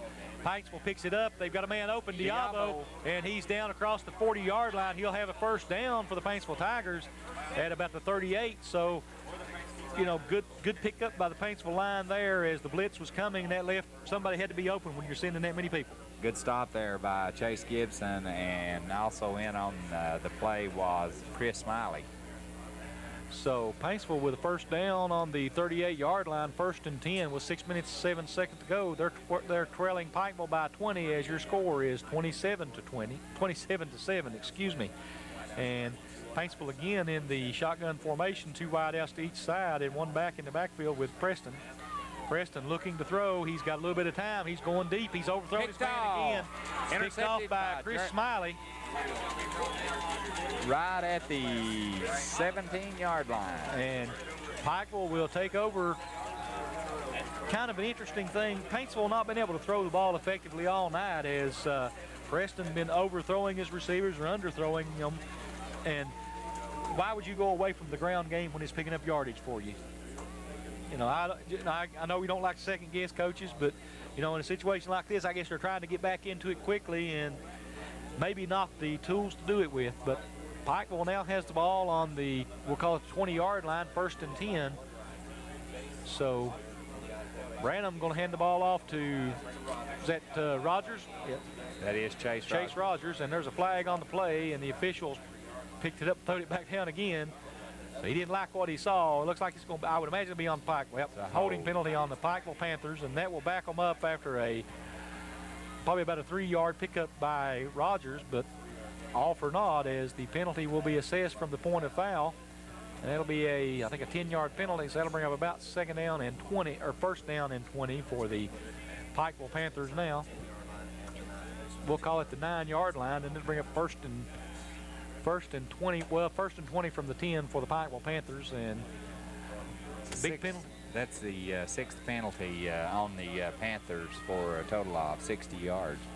Branham in the shotgun. He's got 2 wide receivers to each side, and a single set back in the backfield with him is Rogers. Branham takes the snap and hands the ball off to Rogers again, and nowhere to go for Rogers as he is stopped short on the draw play. You know, looks like they're covering the draw play real well, as Joe Brown able to get a hand on him in the backfield and bring him down.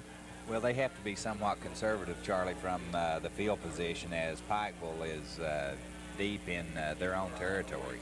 Yeah, it'll be second down and 22 from the 8 for the Pikeville Panthers, as this Paintsville defense showing a little bit of strength here late in the third quarter with 4:56 to go. They need to get out of the shadows of that goalpost before they can really air it out. I don't know if I'd go that far or not.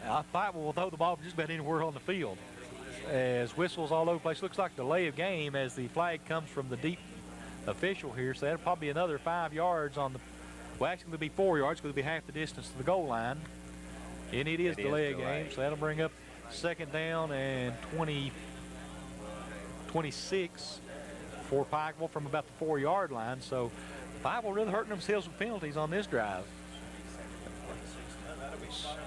So second down and 22 from the 26 from the 4-yard line for the Pikeville Panthers here. 4:44 to go in the third quarter.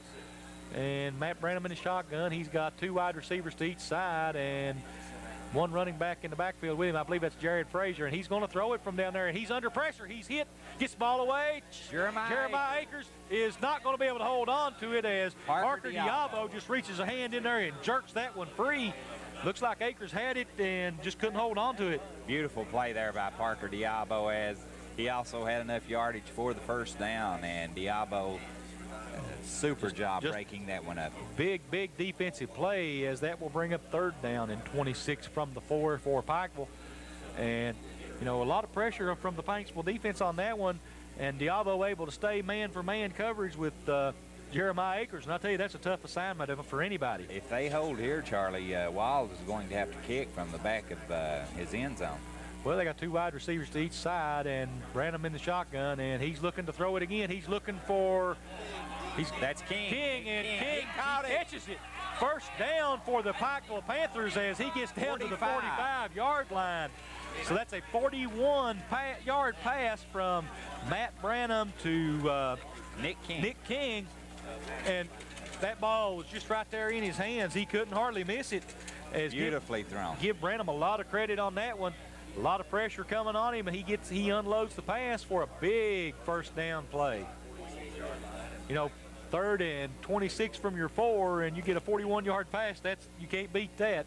Pikeville in the no-huddle offense. They've got 2 wide receivers to each side, and Branham in the shotgun. He's waiting for the officials to give him the signal. Akers in motion to the right, and he's got all kinds of time. He hits Akers, but now Akers hit in the backfield. Akers still what can you say about Akers, as he just breaks tackles everywhere?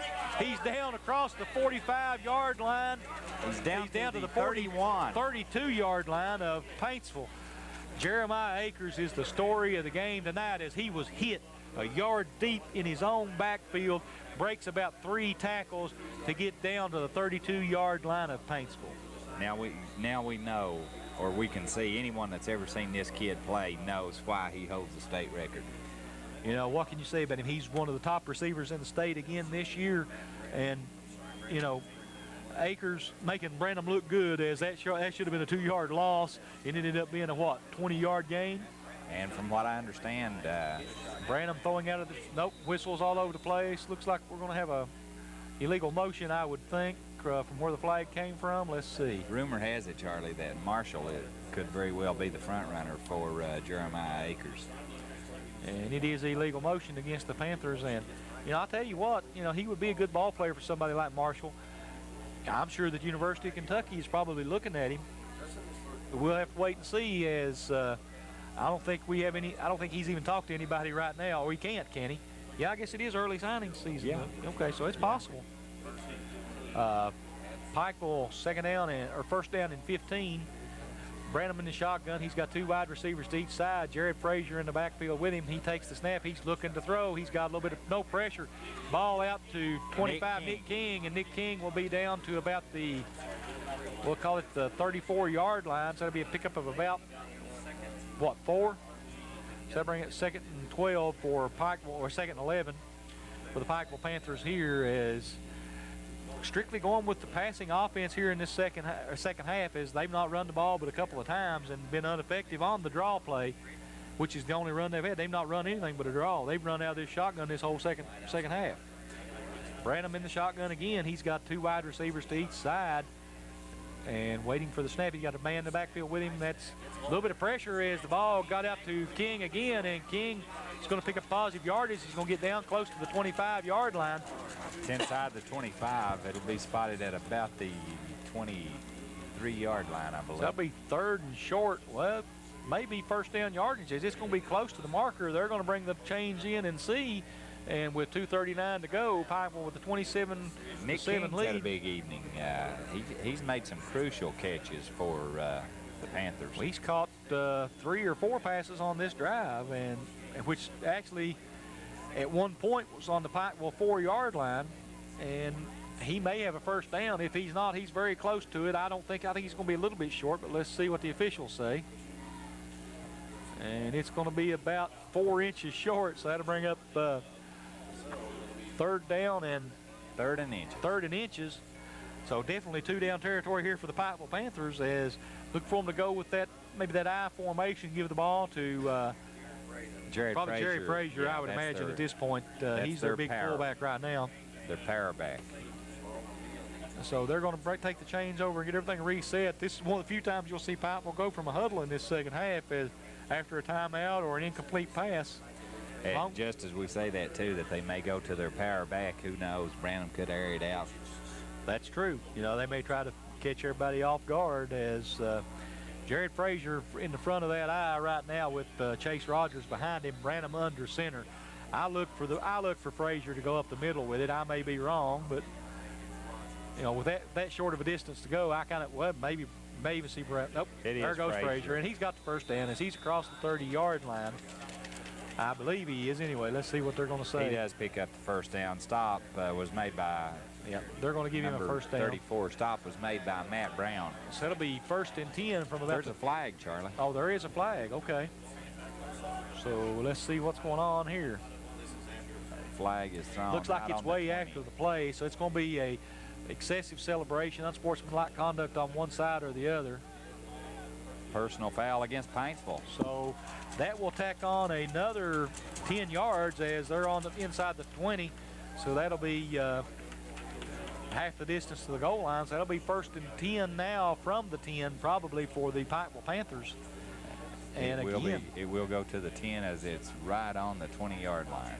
And again, Paintsville in crucial this situations. Is going to be a first and goal, Charlie. 1st and goal, yeah, from the 10-yard line, as this one, if Pikeville scores here, you can say this one is over, as Paintsville starting to get a little downhearted, make a lot of foolish mistakes at this point. That's their 9th penalty, and they've been penalized a total of 100 yards. They've probably got just about as many penalty yards as they've got rushing yards in this ball game. I would bet on that. And Pikeville in the shotgun, he's got 2 wide receivers to the right, 1 to the left. And Matt Branham going to come back under center. Chase Rogers is going to be the single setback behind him. Takes the snap. He's going to fake it to Rogers. Give it to Chase Gibson. Chase Gibson on the reverse. He may score. He's down close to the goal line, and he does. So Chase Gibson gets a 10-yard touchdown run, and Pikeville will extend this lead to 33-7 with 1 minute 55 seconds to go in the third quarter, and this one may be over, Barry. I believe it is. We're seeing a repeat as you and I talked at the half. Kind of felt that the Panthers would come out and put this one away. Well, we're getting the Matt Walls on to attempt the extra point here. Shoot. Seth Scott on the hold lost my roster there. It fell down as I got a little excited a while ago. And Walls on to attempt the extra point. Scott, the holder, the snap's down, kicks up. It looks to be good, and it is. So that makes your score 34-7 with 1:55 to go in the third quarter. We're going to take a quick break on the Intermountain Sports Network.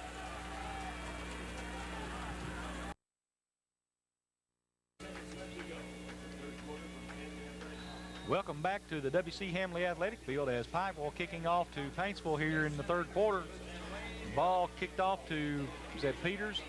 Yes, that's David Peters. Trying to come up the middle with it, and he gets good yardage again as he's out close to the 35-yard line. Call it the 34, and that's where Paintsville will start first and 10 with 1:47 to go in the third quarter.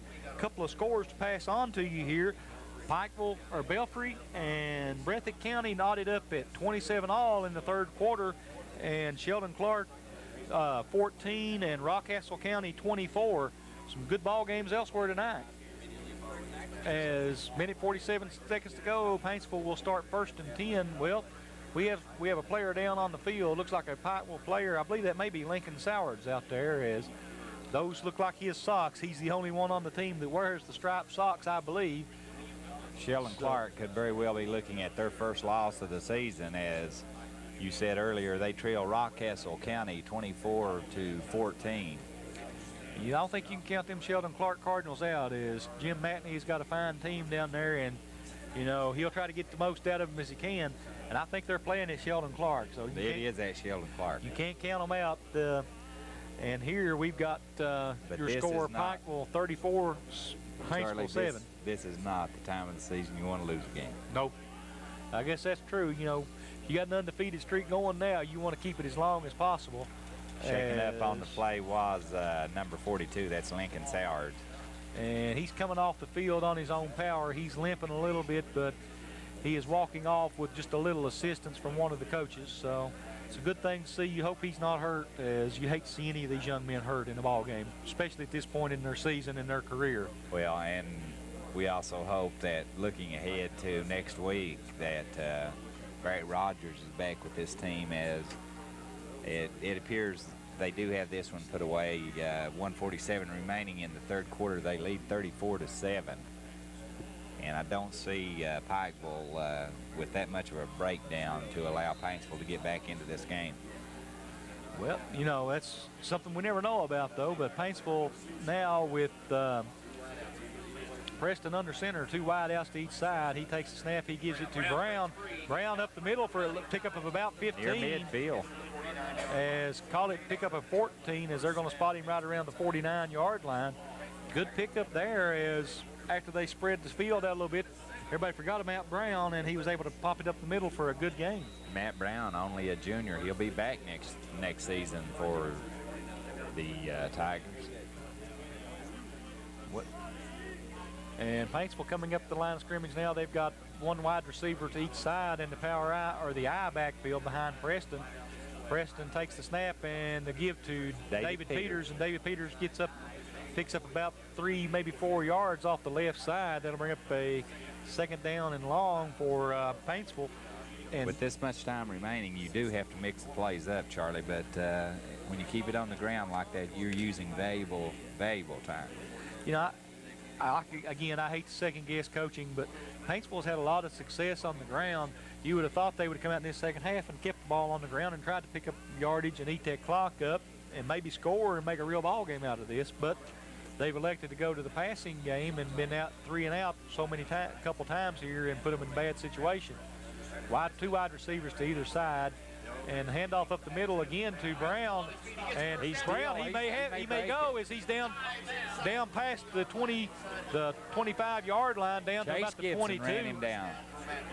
Matt Brown again picking up big yardage, as that's a 20-yard pickup or better, Barry? He did, as actually a 22-yard gain, and Chase Gibson drug him down.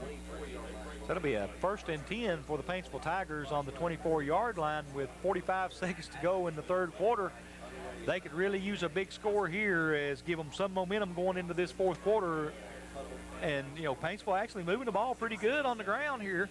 They've got 2 wideouts to both sides, and again, Matt Brown, the only man in the backfield. All kinds of pressure on Preston He's as dropped. he goes down, and that is number 20, Neil Fannin, gets the big sack. Neil Fannon's had a big night on defense.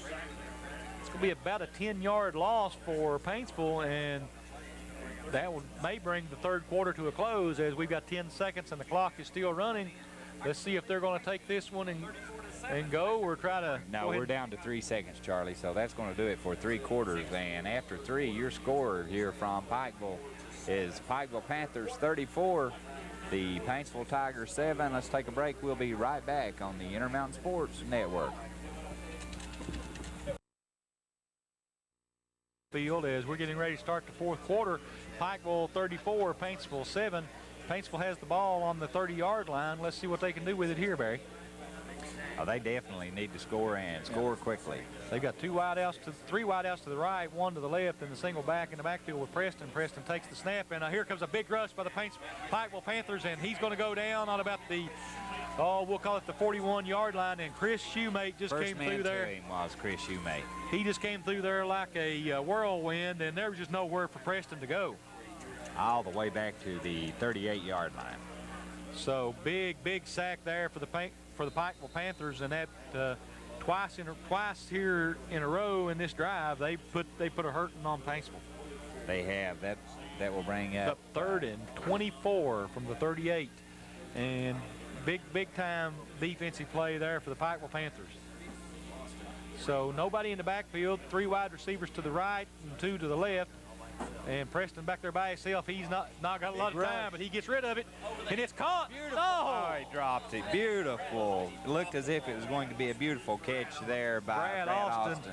Had the ball in his hands on about the 25-yard line, and he had a lot of room in front of him, Barry. But there was no one in front of him. He was just juggled gone. it and unable to pull it down, and that will bring up 4th down and forever for the Paintsville Tigers. And in this situation, I think they're going to go for it, as you see Preston still calling the signals. If you kick it, Charlie, and it carries to the end zone, then it's coming back out to the 20. The ball's on the 38. So I would expect them to go for it, and they are. Yeah, we have 1 wide receiver to the right, 2 to the left, and 1 back in the backfield with Preston, and that back is David Peters. So it wouldn't be surprising to see him get the ball here. And he's going to throw deep. He's going for it all.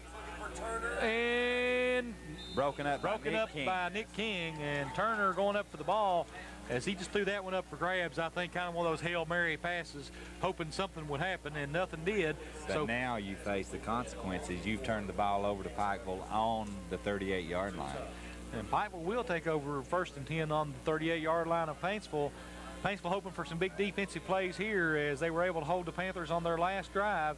Let's see what the Pikeville coaches have in store for them now, as you never know what they're going to do when they come out. And they're going to go with the I formation, 2 wide receivers to the left. That's Nick King and Jeremiah Akers. And Frazier and Rogers in the backfield. And Rogers will get the ball, and he's going to pick up good yards, as he's going to pick up maybe 8, maybe 9 yards as he's across the 45 down to the 47-yard line. So that'll bring up 2nd down and 1 for the Pikeville Panthers. You know, Chase Rogers filling in for his big brother very well out there tonight. Well, we've seen a tremendous improvement from Chase Rogers from last we need week. To change that. Chase Rogers is the senior and Barrett Rogers is the sophomore. But, sorry about that. But notice the improvement from last week. Of course, he hadn't seen much playing time, and tonight he's had a good game, Charlie. Yeah, he has. He's run the ball very well for Pikeville, and especially on those draw plays. He's done a nice job. And 2nd down and 1 for Pikeville. The I formation, one wide out to each side. Branham under center takes the snap to give to Frazier. And Frazier's got some running room as he's down across the 40-yard line, down Big to almost, gain. let's see, down to about the 36-yard line. Boy, Jared Frazier, he just stiff-armed a couple players on that one to pick up an extra 5-6 yards. So about a 12-yard pickup for Frazier. That'll bring up first and, well, let's see, we may have a flag on the field as the officials are over there discussing something. It's way over on the other sideline. I didn't see it. We're going to have an unsportsmanlike conduct play on Paintsville. So tack another 15 yards onto the end of that run. So with that, Pikeville will be in excellent field position as they're going to be down close to the 20-yard line. Let's see where it's going to be. They're getting ready to march it off. I don't think Paintsville needs these penalties because the Panther offense doesn't need any help. So And you're right, it's a 15-yarder. And it's going to put them down to the 22-yard line. It's going to be 1st and 10 for the Pikeville Panthers there with 10 minutes, 16 seconds to go. They've got the lead 34-7. And, you know, doesn't look good for Paintsville here. Well, you don't like to see at any point in the season your team give up 115 yards in penalties. Pikeville in the I formation. Chase Rogers in the back of the I, and Chase Rogers goes through the line and picks up a couple yards as he slips down. He did. And when he tried to make the cut, he slipped. Let's see, we'll give him a gain of about 2. That'll bring up 2nd down and 8 for Pikeville here as, you know, Pikeville threatening to score. Maybe wanting to run that clock down quite a bit as they've got a comfortable lead. They don't want to give Paintsville any chances. But I think you'll see them punch it in again. Yeah, but, you know, here they come back with the I formation. You've got Frazier and Rogers and 2 wideouts to the left. Branham under center takes the snap. He pitches it back to Rogers. Rogers got a little bit of running room to the outside. He's down across the 10-yard line. We've got a flag. And a flag as he goes by the 10-yard line. Let's see what the call is going to be. Flag was thrown right at the 12. Let's see what the officials are going to call down here. Looks like it's going to be holding against the Pikeville Panthers, so that will back them up. And that will bring up 2nd down, and let's see where they're going to mark it off from the point of infraction. So let's see where they're going to be at. But that'll bring up a 2nd down and long yardage now for the Pikeville Panthers as Chase Rogers had good yardage there. And give him let's call it 2nd down and 18 now from about the 28-yard line. 9 minutes and 19 seconds with the clock running. You know, Pikeville hurt themselves on that penalty, but they've got the best of most of the penalties tonight, so I guess they can't complain too much. Well, actually, they've been penalized 9 times for a total of 79 yards. And Jared Frazier gets the call up the middle, and he breaks a couple of tackles, and he may go now as he breaks another tackle. One man to beat. And looks like that was David Peters came out of nowhere to tackle him as he's going to be down inside the 5-yard line. So it'll be 1st and goal for the Pikeville Panthers, and they're going to say the ball's right on the 5-yard line. So big run by Jared Frazier. Jared Frazier, he was hit at the line of scrimmage and broke a tackle and just exploded ahead to get down to the 5-yard line. And that's been the story of this ball game as Paintsville has gotten to the running back or the receiver countless times at the line of scrimmage or even behind it, but been unable to make the tackle. And Jared Frazier is a powerful running back. So 2 wideouts to the right or to the left, and the power I goes to Frazier, and he's not going to get in the end zone, but he'll pick up a couple of yards as it'll still be 2nd and goal. Let's see where his forward progress. They're going to say at about the 4-yard line looks like, so it'll be 2nd and goal from the 4 with 8 minutes 27 seconds to go in the game. You know, this one's pretty well all Pikeville is. They've got the lead 34-7, and they're knocking on the door. 2nd and 4, 2nd and goal from the 4. And that clock running, we're nearing the 8-minute mark. Again, 2 wide receivers to the left in the I formation behind Branham. Branham takes the snap, gives to Frazier, and again, Frazier may be in. Let's see. Touchdown, Pikeville. So a 4-yard touchdown run by Jared Frazier makes your score 40-7 with 8 minutes and 4 seconds to go in the ball game. Pikeville starting to run away with it as, let's see, it was 49-11 2 weeks ago, and now it is 40-7. So it's about as close to deja vu as you can get, Barry. We discussed it at the break, Charlie, and Matt pretty Wall, much what we expected. Matt Wall's on to attempt the extra point.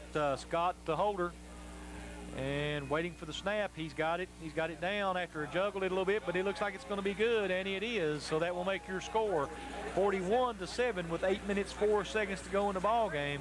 We'll take a quick break on the Intermountain Sports Network.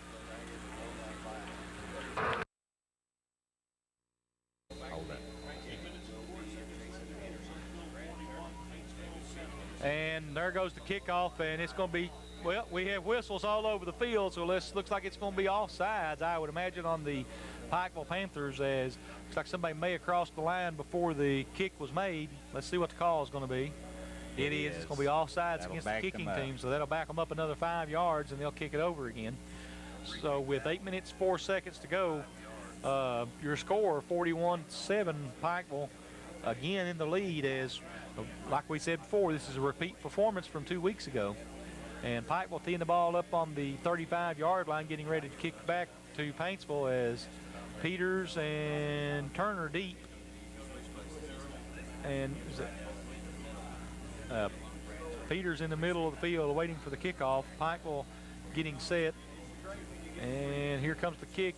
It's a high kick, comes over to, looks like to Turner. Turner will try to come up this right side and nowhere to go as he gets up to the 35-yard line. That's where he's going to be stopped at, as Paintsville will take over 1st and 10 on the 35 with 7 minutes 7:56 to go in the ball game. Isaac Ratliff and Chase Rogers in on the stop.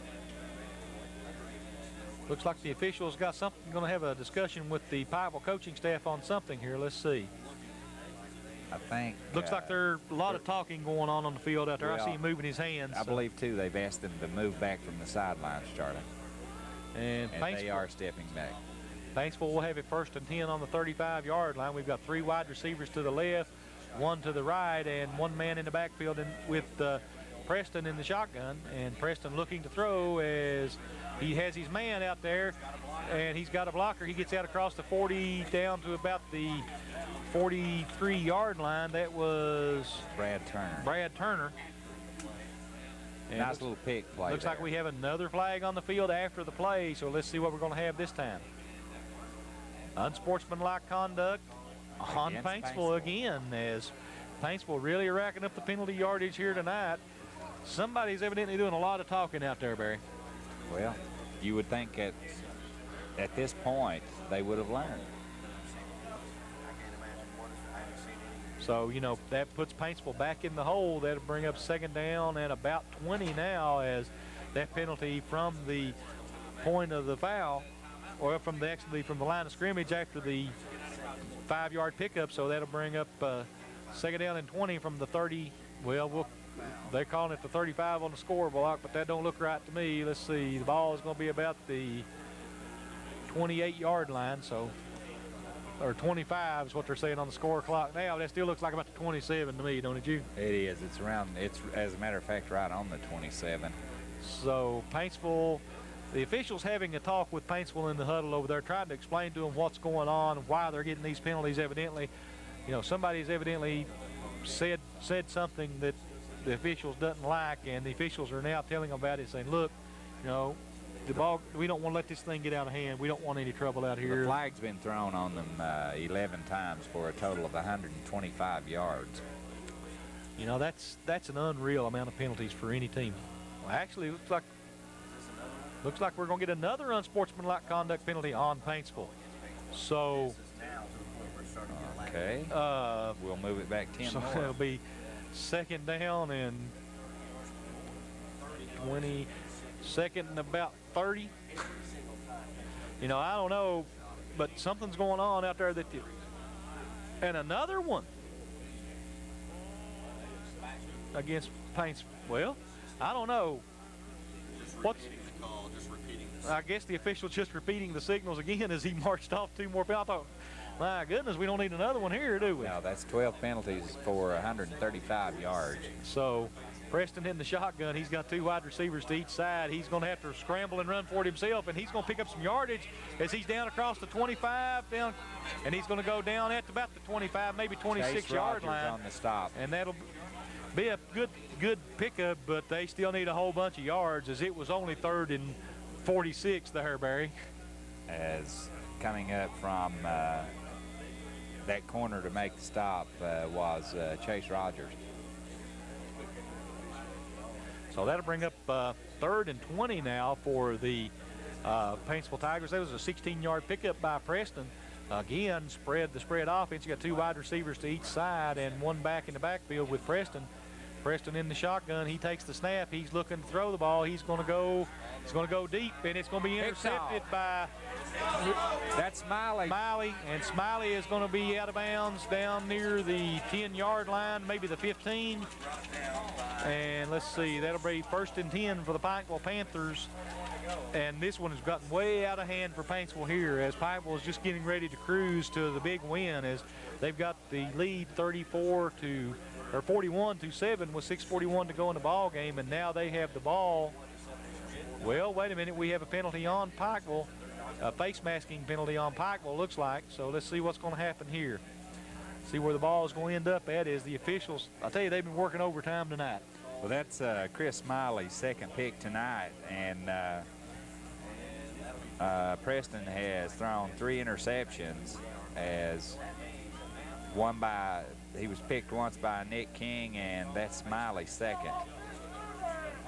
So that will that'll put the ball on the 41-yard line, 1st and 10 for the Pikeville Panthers. So I'll tell you, we've had a bunch of penalties. I mean, it's been unreal at the penalties we've had in tonight's ball game both ways. So 41-7, Pikeville over Paintsville with 6:41 to go in the ball game, and this one is over. It looks like we've got a timeout on the. Do we have a timeout on the field there? Well, Charlie, we've had.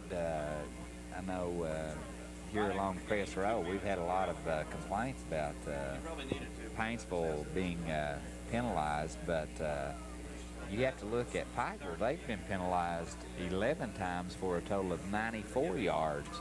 So pretty evenly matched there. Well, Don Paul Branham will come into the game for Pikeville here at quarterback. So, you know, Coach McNamee giving some of his starters a rest with the big 41-7 lead with 6:41 to go in the ball game. And let's see, we've still got waiting for the officials to start play again here. Let's see what's going on. Let's see, Don Paul Branham in the game at quarterback. And he will take the snap, and he will give the ball up the middle to number 20. That is Neil Fannin, and Neil Fannin will pick up about 6-7 yards up the middle. Let's see where they're going to spot him at. Looks like they're going to spot him on about the 34-yard line. So that'll be a pickup of about 6, bringing up 2nd down and 4 for the Pikeville Panthers here late in the 4th quarter. We've got 6 minutes, 26 seconds to go. And let's see, looks like we've got a couple of scores here, as Rockcastle has beaten Sheldon Clark 31-14. That's a final. Again, Sheldon Clark's undefeated streak ends in the playoffs as they lose to Rockcastle. The handoff given to looks like is that Justice 85, James Justice on the carry. Looks like he'll lose about 2. That'll bring up 3rd down, and well, we'll call it 3rd and 4 for Pikeville, as Coach McNamee has gone to his bench. We have several new players in there. And looking ahead, Charlie, the winner of this game will, which will be the Pikeville Panthers, will advance to play the winner of the Harlan-Lynn Camp game. Yep. And I've not heard a score on that one tonight. And if Harlan wins, then Pikeville will have to go to Harlan. If Lynn Camp wins, they will have to come up here. Well, you would have to think that Harlan would be heavily favored in that game. They are. As their record is 10-1, and Lynn Camp, I believe, is 4-8. And we have a Paintsville Tiger down on the field. That's number 51, Brooks Dennett. And, you know, something you really hate to see in a game like this. The outcome of this one has already been decided, and it's a shame to see one of those young men get hurt. Brooks Dennett is he's their kicker. Yep, and he is a junior. He's 6 foot, 240 pounds. So, you know, hopefully it's nothing major. A lot of this may be cramps and stuff too late in this ball game, because it's an exceptionally warm night for football out there here. Right. For this time of year. Of course, Brooks Dennett, big kid, not only handles the kicking, he is one of their linemen. So he will be helped off the field with a little assistance from a couple of the coaches as Pikeville comes back up the line of scrimmage. We've still got Don Paul Branham in at quarterback, and he may take us a few minutes to catch up because there's a lot of new numbers out there for Pikeville. There's several clean uniforms. And Branham under center with the I backfield behind him, one wide out to the left, and he gets the ball up the middle to That's Justice again, and Justice will pick up first down yardage as he's out over the 30, inside the 30-yard line, call it the 28. No, let's correct that. I think that was Neil Fannin, wasn't it? And looks like he fumbled the ball, and Paintsville will come up with the recovery. So that was number 20, Charlie, on the carry, Neil Fannin. Neil Fannin, okay. And looks like Fannin will lose the ball, and Paintsville will take over 1st and 10 on the 29-yard line. So didn't look like he fumbled it from up here, but obviously he did, as Paintsville back on the offensive side. They've still got their starting offensive unit out there as trying to get a measure of respect on the scoreboard here with 5:37 to go and down 41-7. They'd like to put a couple of scores up and make it look a lot closer than it was. As we've got wide receivers, 2 to the right, 1 to the left, and Preston under center. This time the ball given to number 11, Parker Diabo, out of the backfield, and Diabo will pick up a couple of yards off the right side. Well, give him a pickup of about 4, bringing up 2nd down and 6 for Paintsville here. But the big thing here is that clock's still running, and Pikeville with the big 41-7 lead. And let's see, Paintsville coming back up the line of scrimmage. They've got 1 wide out left and 2 to the right, and looks like Preston in the shotgun formation with a single back beside of him. He's looking to both sides, long snap, and he gets the snap. He's looking to throw the ball. He's looking deep. He's got a man, and he hits him. That is Brad Austin, and Austin will get down to about the 45-yard line.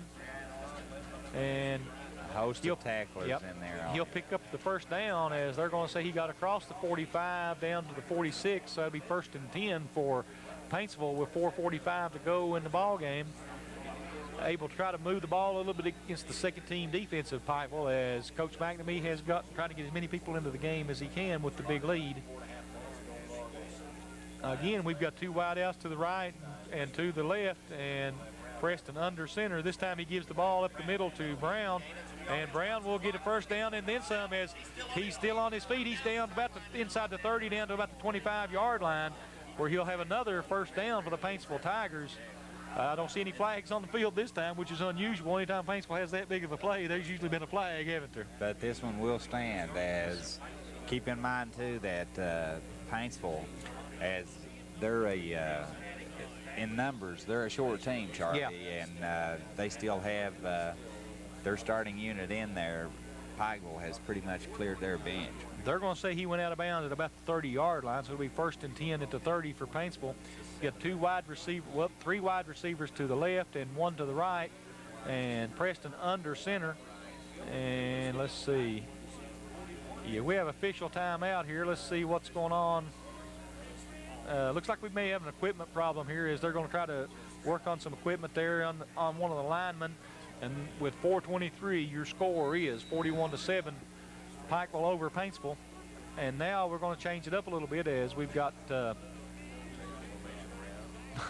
don't know what they got. People running everywhere. They've got 1 wide receiver to the right, 1 to the left, and a slot back. They ran 2 men in motion. And they're going to get the ball back to Peters, and Peters again dropped for a loss. Says, I think he's wanting to throw that ball, Barry. It just doesn't run like him when he's You're out there. Exactly right. You can tell on that option when he either explodes off the line, or when he hesitates like that, you can tell that he's looking for a receiver, and when he's covered, then he has no choice but to tuck it in and try to go with it.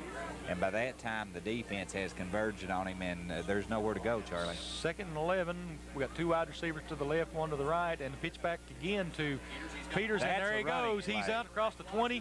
He's across the 10, 15, 5, down to about the 3-yard line. David Peters, excuse me, will get down to about the 2-yard line, so it'll be 1st and goal for the Paintsville Tigers, and Paintsville threatening to score here to make the score a little bit closer, but the outcome's still not in doubt as Pikeville with the big 41-7 lead with 3:38 to go in the ball game. Driven out of bounds by Justin Bell.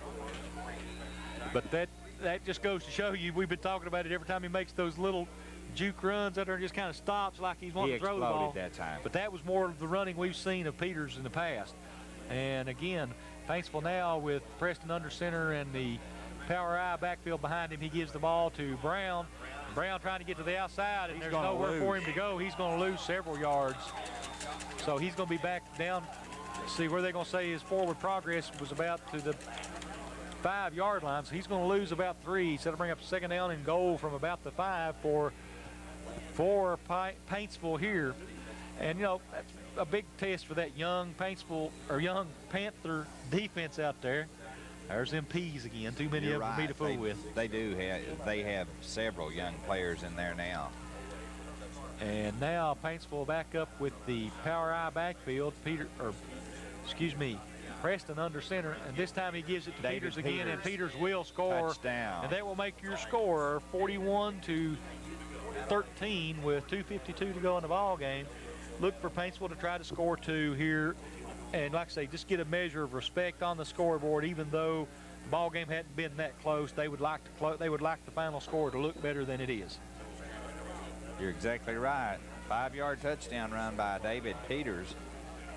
And Paintsville coming back up the line of scrimmage. Looks like they're going to be back in that Power I formation with Preston under center and Peters in the back of the I.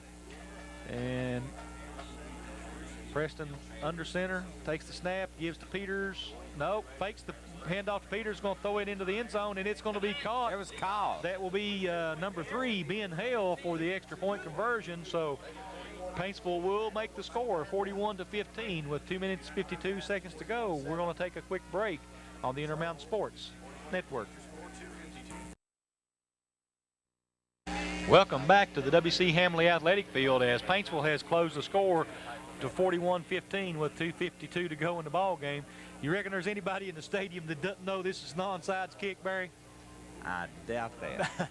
So Paintsville set to kick the ball off with waiting for the official to give them the signal, and here comes the onside kick, and it will be fielded by Pikeville, and they will have pretty good field position as they're going to be up at about the 46-47 yard line. Not a good kick. Not a good kick. Not a good onside kick. No, you want that ball to go 10 yards, but you want it to hit somebody in that front line and not go past them. It went. Well, I guess that shows what we know. Looks like Paintsville has the football. I don't understand that. It hopped right up into the Pikeville players' I think arm, that so. let's see. I thought that I think what happened is Pikeville tried to return the football instead of just falling on it, and he probably fumbled it trying to carry it. So it don't matter. It's still Paintsville football, 1st and 10 on the 44-yard line with 2:45 to go. So Paintsville again with a chance to narrow the margin. I don't think they don't have a chance at all of winning it, but they've got a chance of making it looking respectable now. You're right. It had to be a fumble on the return. That's so got Pikeville's one wide third out to either side and single back in the backfield, and that is David Peters, excuse me. Peters, he's going to pick up about 10 yards as he goes up the right side for, well, call it 9, as they're going to say he went out of bounds right about the 35-yard line. So it'll be up 2nd down and 1 now for the Paintsville Tigers with 2:37 to go in the ball game, and down 41-15. Look for Peters to carry the ball the rest of the way here, as he's been the only, with this young Pikeville defense out there, I don't think they can stop him, and I believe the Paintsville coaches know that. So they're just going to try to give Peters the ball and let him run it up the sideline and try to score a couple points here and make the margin better. You got 2 wideouts to the left, 1 to the right. Snap is low. He picks it up. He's looking to throw the ball. That shows what I know. He's going to run it himself, and he's got quite a bit of yard up the middle. He's going to be down across the 20 into about the 15-yard line. So that'll be 1st and 10 now for the Tigers, and we have another unsportsmanlike conduct call. I think this is against Paintsville. It's against one or the other. Looks like, I don't know, somebody had a hold of somebody's jersey out there. Let's see what they're going to call. against the Tigers. Again, he had him, looked like he had him by the jersey, shaking him like that after the tackle. So that one will that go was on obvious, Travis brother. Preston. A lot of frustration out there, and you know, like I say, there was a lot of jawing going on out there. Both of these teams, traditional powerhouses, and neither, you know, one of them not liking to lose, and the other one likes to crow a little bit when they win. So I call that one right away. That was obvious. Yeah.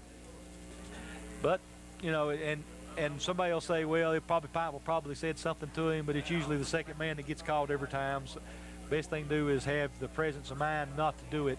So that will be 1st and 10 now for Paintsville from the 31-yard line. As I'm surprised. I thought that would have been after the play, but it's not. So 1st and 10, Preston in the shotgun, looking to throw. Oh, all kinds of pressure. He gets rid of it, and it's dropped. Dropped by Brown. And I'll tell you, the Pikeville sideline going wild over here on a big play by one of the young kids. And that could very easily, once it went through his hands, that could easily have been picked off as it hung up there for a while. So that'll be up 2nd down and 10 from the 31 with 2:13 to go in the ball game. You know, Pikeville just going to send everybody they got, try to get these young men, let them get their name in the record book somehow. And you are right. Paintsville's going to try to put their points on the board, so it'll be interesting anyway. The starters here, they really cheered for the youngster that made that hit.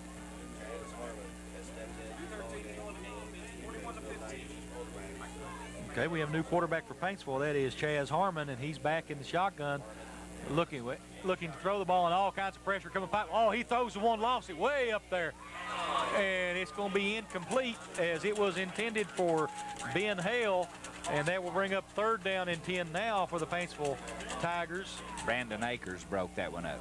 So Chaz Harmon showing a good arm there as he got the ball down the field with a nice spiral. So a lot of the young Paintsville players getting a chance to come into the game now and get their names in the books, and you know, all the coaches letting everybody play. You know, get their time in. This is the playoffs. You may not always get to do this, so they're trying to get as much time as they can. With 2 minutes and 6 seconds to go in the ball game, Paintsville has it 3rd and 10 on the 31-yard line. Chaz Harmon at quarterback, and Josh Conley in the backfield with him. In the shotgun, he takes a high snap. He pulls it down. Here comes the Pikeville rush. He throws the ball. He's got a man open, and right through his hands, number 20, Brad Austin. And that might have been the 1st down, but you know, Austin just looking to run with the ball before he caught it. And it seems as if the last 4 minutes of this game, we still have 2 minutes remaining, has lasted an eternity. Yeah, you know, Paintsville trying to put the ball in the air quite a bit here, throwing the ball quick, and we've had a lot of penalties as usual. This ball game has been filled with penalties, more than I've seen in a long time, especially this late in the year. We've had a total of 24. That's a whole lot of penalties, isn't it? It sure is. Harmon in the backfield, deep with the shotgun. He's got 2 wide receivers to either side. He's looking to throw the ball again. He takes the snap. He's looking deep. He's looking short. He has a man open, and that is David Peters. David Peters trying to get out and get that 1st down yardage, but he's not going to make it. So Pikeville will take over. Had he headed downfield, I think he may have been able to pick that one up, but he cut it back across the middle and ran right into coverage. But Pikeville will take over the ball on about the 28-yard line. 1st and 10, I think. They've not moved the sticks yet, so let's see. Do we have a penalty on the field? No, there's no flags down. They just hadn't moved the chains yet. I was wondering there what was going on. So it'll be 1st and 10 Pikeville with 1:50 to go on the 27-yard line. So, you know, this one is over. Let's just see what I look for Pikeville to just put the ball in somebody's in the running back's hands and run the clock out here at this point. I think so, with 1:50 remaining. And the handoff given to Neil Fannin up the middle, and Fannin will pick up about 3 or 4 yards. But more importantly, the clock is still running with 1:44 to go. And that's what Pikeville needs to do. Is just run the clock out. So that'll bring up 2nd down and 4, or 2nd and 5 for Pikeville here. Look for them to stay in the huddle and let the clock run down. Just may even take the 5-yard penalty just to let the clock run. Coaches are holding the quarterback over here to the side. That is number 11, Don Paul Branham, still in at quarterback. I thought they might have put somebody new in. But a minute 14, clock still running. Your score 41-15. 2nd and 5 from the 32-yard line as Pikeville has one wide receiver wide to each side and the I backfield behind Branham, and the handoff given to Fannin again. And Fannin will pick up first down yardage, and more importantly, the clock will continue to run as they're going to stop it to move the chains, but just as soon as they move the chains, they'll start it back. We got 54 seconds to go, and your score 41-15. So, you know, this one is over, and this Pikeville Panther team, again, impressive in another big win as, you know, they've had 2 playoff games this so far, and they're averaging somewhere around 60 points a ball game right now. Well, if the other game goes the way we expect it to, then that should be quite a matchup when they take on Harlan. Yeah, and Harlan, if Harlan was to win that one. And this time the pitch back to number 85. Justice. James Justice, and James Justice will pick up yardage to about the 45-yard line, but he is going to go out of bounds and stop the clock with 23 seconds to go in the ball game. You didn't need to do that, James. No, I believe, you know, this one's over. Everybody up here in the press box getting all antsy. See everybody standing up and ready to go, but ready to run through those stats. Yep, they know this one is over as, you know, I'm sure you may even see Pikeville take a knee and just run the clock out here as looks like that's what they're going to do as Branham comes up the line of scrimmage and you see everybody in pretty well tight, backing up deep. Then he does. And he does. Takes a knee, and that will do it. Yeah, they're gonna go ahead and let the clock run out. He took a knee. 16 seconds to go. What can you say? You know, Pikeville impressive again as these two teams met 2 weeks ago, and the outcome pretty much the same. Matter of fact, the score close to the same as, what was it, 49-11 2 weeks ago, or 40? I think you're right. And this one is 41-15. 41-15. So a pretty good first half, as we saw 2 weeks ago. But these Pikeville Panthers come on strong in the second half with an impressive passing game as Jeremiah Akers just really ate up the yardage. He had two touchdown receptions alone for over 100 yards. So, you know, I'm not sure do you have his numbers for us, Barry? I have the scoring here. Well, first we've touched several times on penalties. The Paintsville Tigers were penalized 13 times for a total of 145 yards. Pikeville was penalized 11 times for a total of 94 yards. The score at the end of one was Pikeville 7, Paintsville nothing. Pikeville scoring on a 1-yard run by Jared Frazier. Matt Walls tacked on the extra point. Second half ended with a score of 21-7. Paintsville got on the board early in the second quarter on a 2-yard run by Brooke Stennett. I'm sorry, Matt Brown with the 2-yard run, then Brooke Stennett with the extra point. And Pikeville answered Jeremiah Akers on a 27-yard touchdown reception. Walls missed the point after.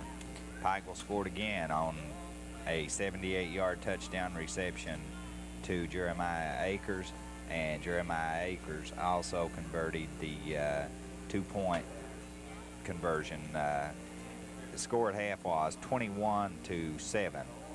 Third quarter scoring went like this: an 18-yard touchdown run by Chase Rogers, and the extra point attempt failed due to a bad snap. Pikeville then tacked on a 10-yard touchdown run by Chase Gibson. Matt Walls kicked the extra point. Your score after 3 was 34-7. And the fourth quarter scoring went like this. Pikeville, a 4-yard touchdown run by Jared Frazier. Matt Walls kicked the extra point. And Paintsville got on the board a 5-yard touchdown run by David Peters, and the 2-point conversion was good. A 2-point the catch by Hale in the end zone. Your final score 41-15 as Pikeville moves on. Paintsville will wait until next year. Turnovers were, let's see, Paintsville turned the ball over 4 times. Pikeville turned it over 3, and there's pretty much the air attack that was the difference in this game.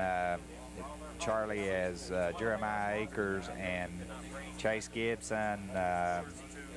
Then when they needed to go to the running game, their big power back, Jared Frazier. So this team, I think, though, to deal with Harlan, I believe they will need Barrett Rogers back in that lineup.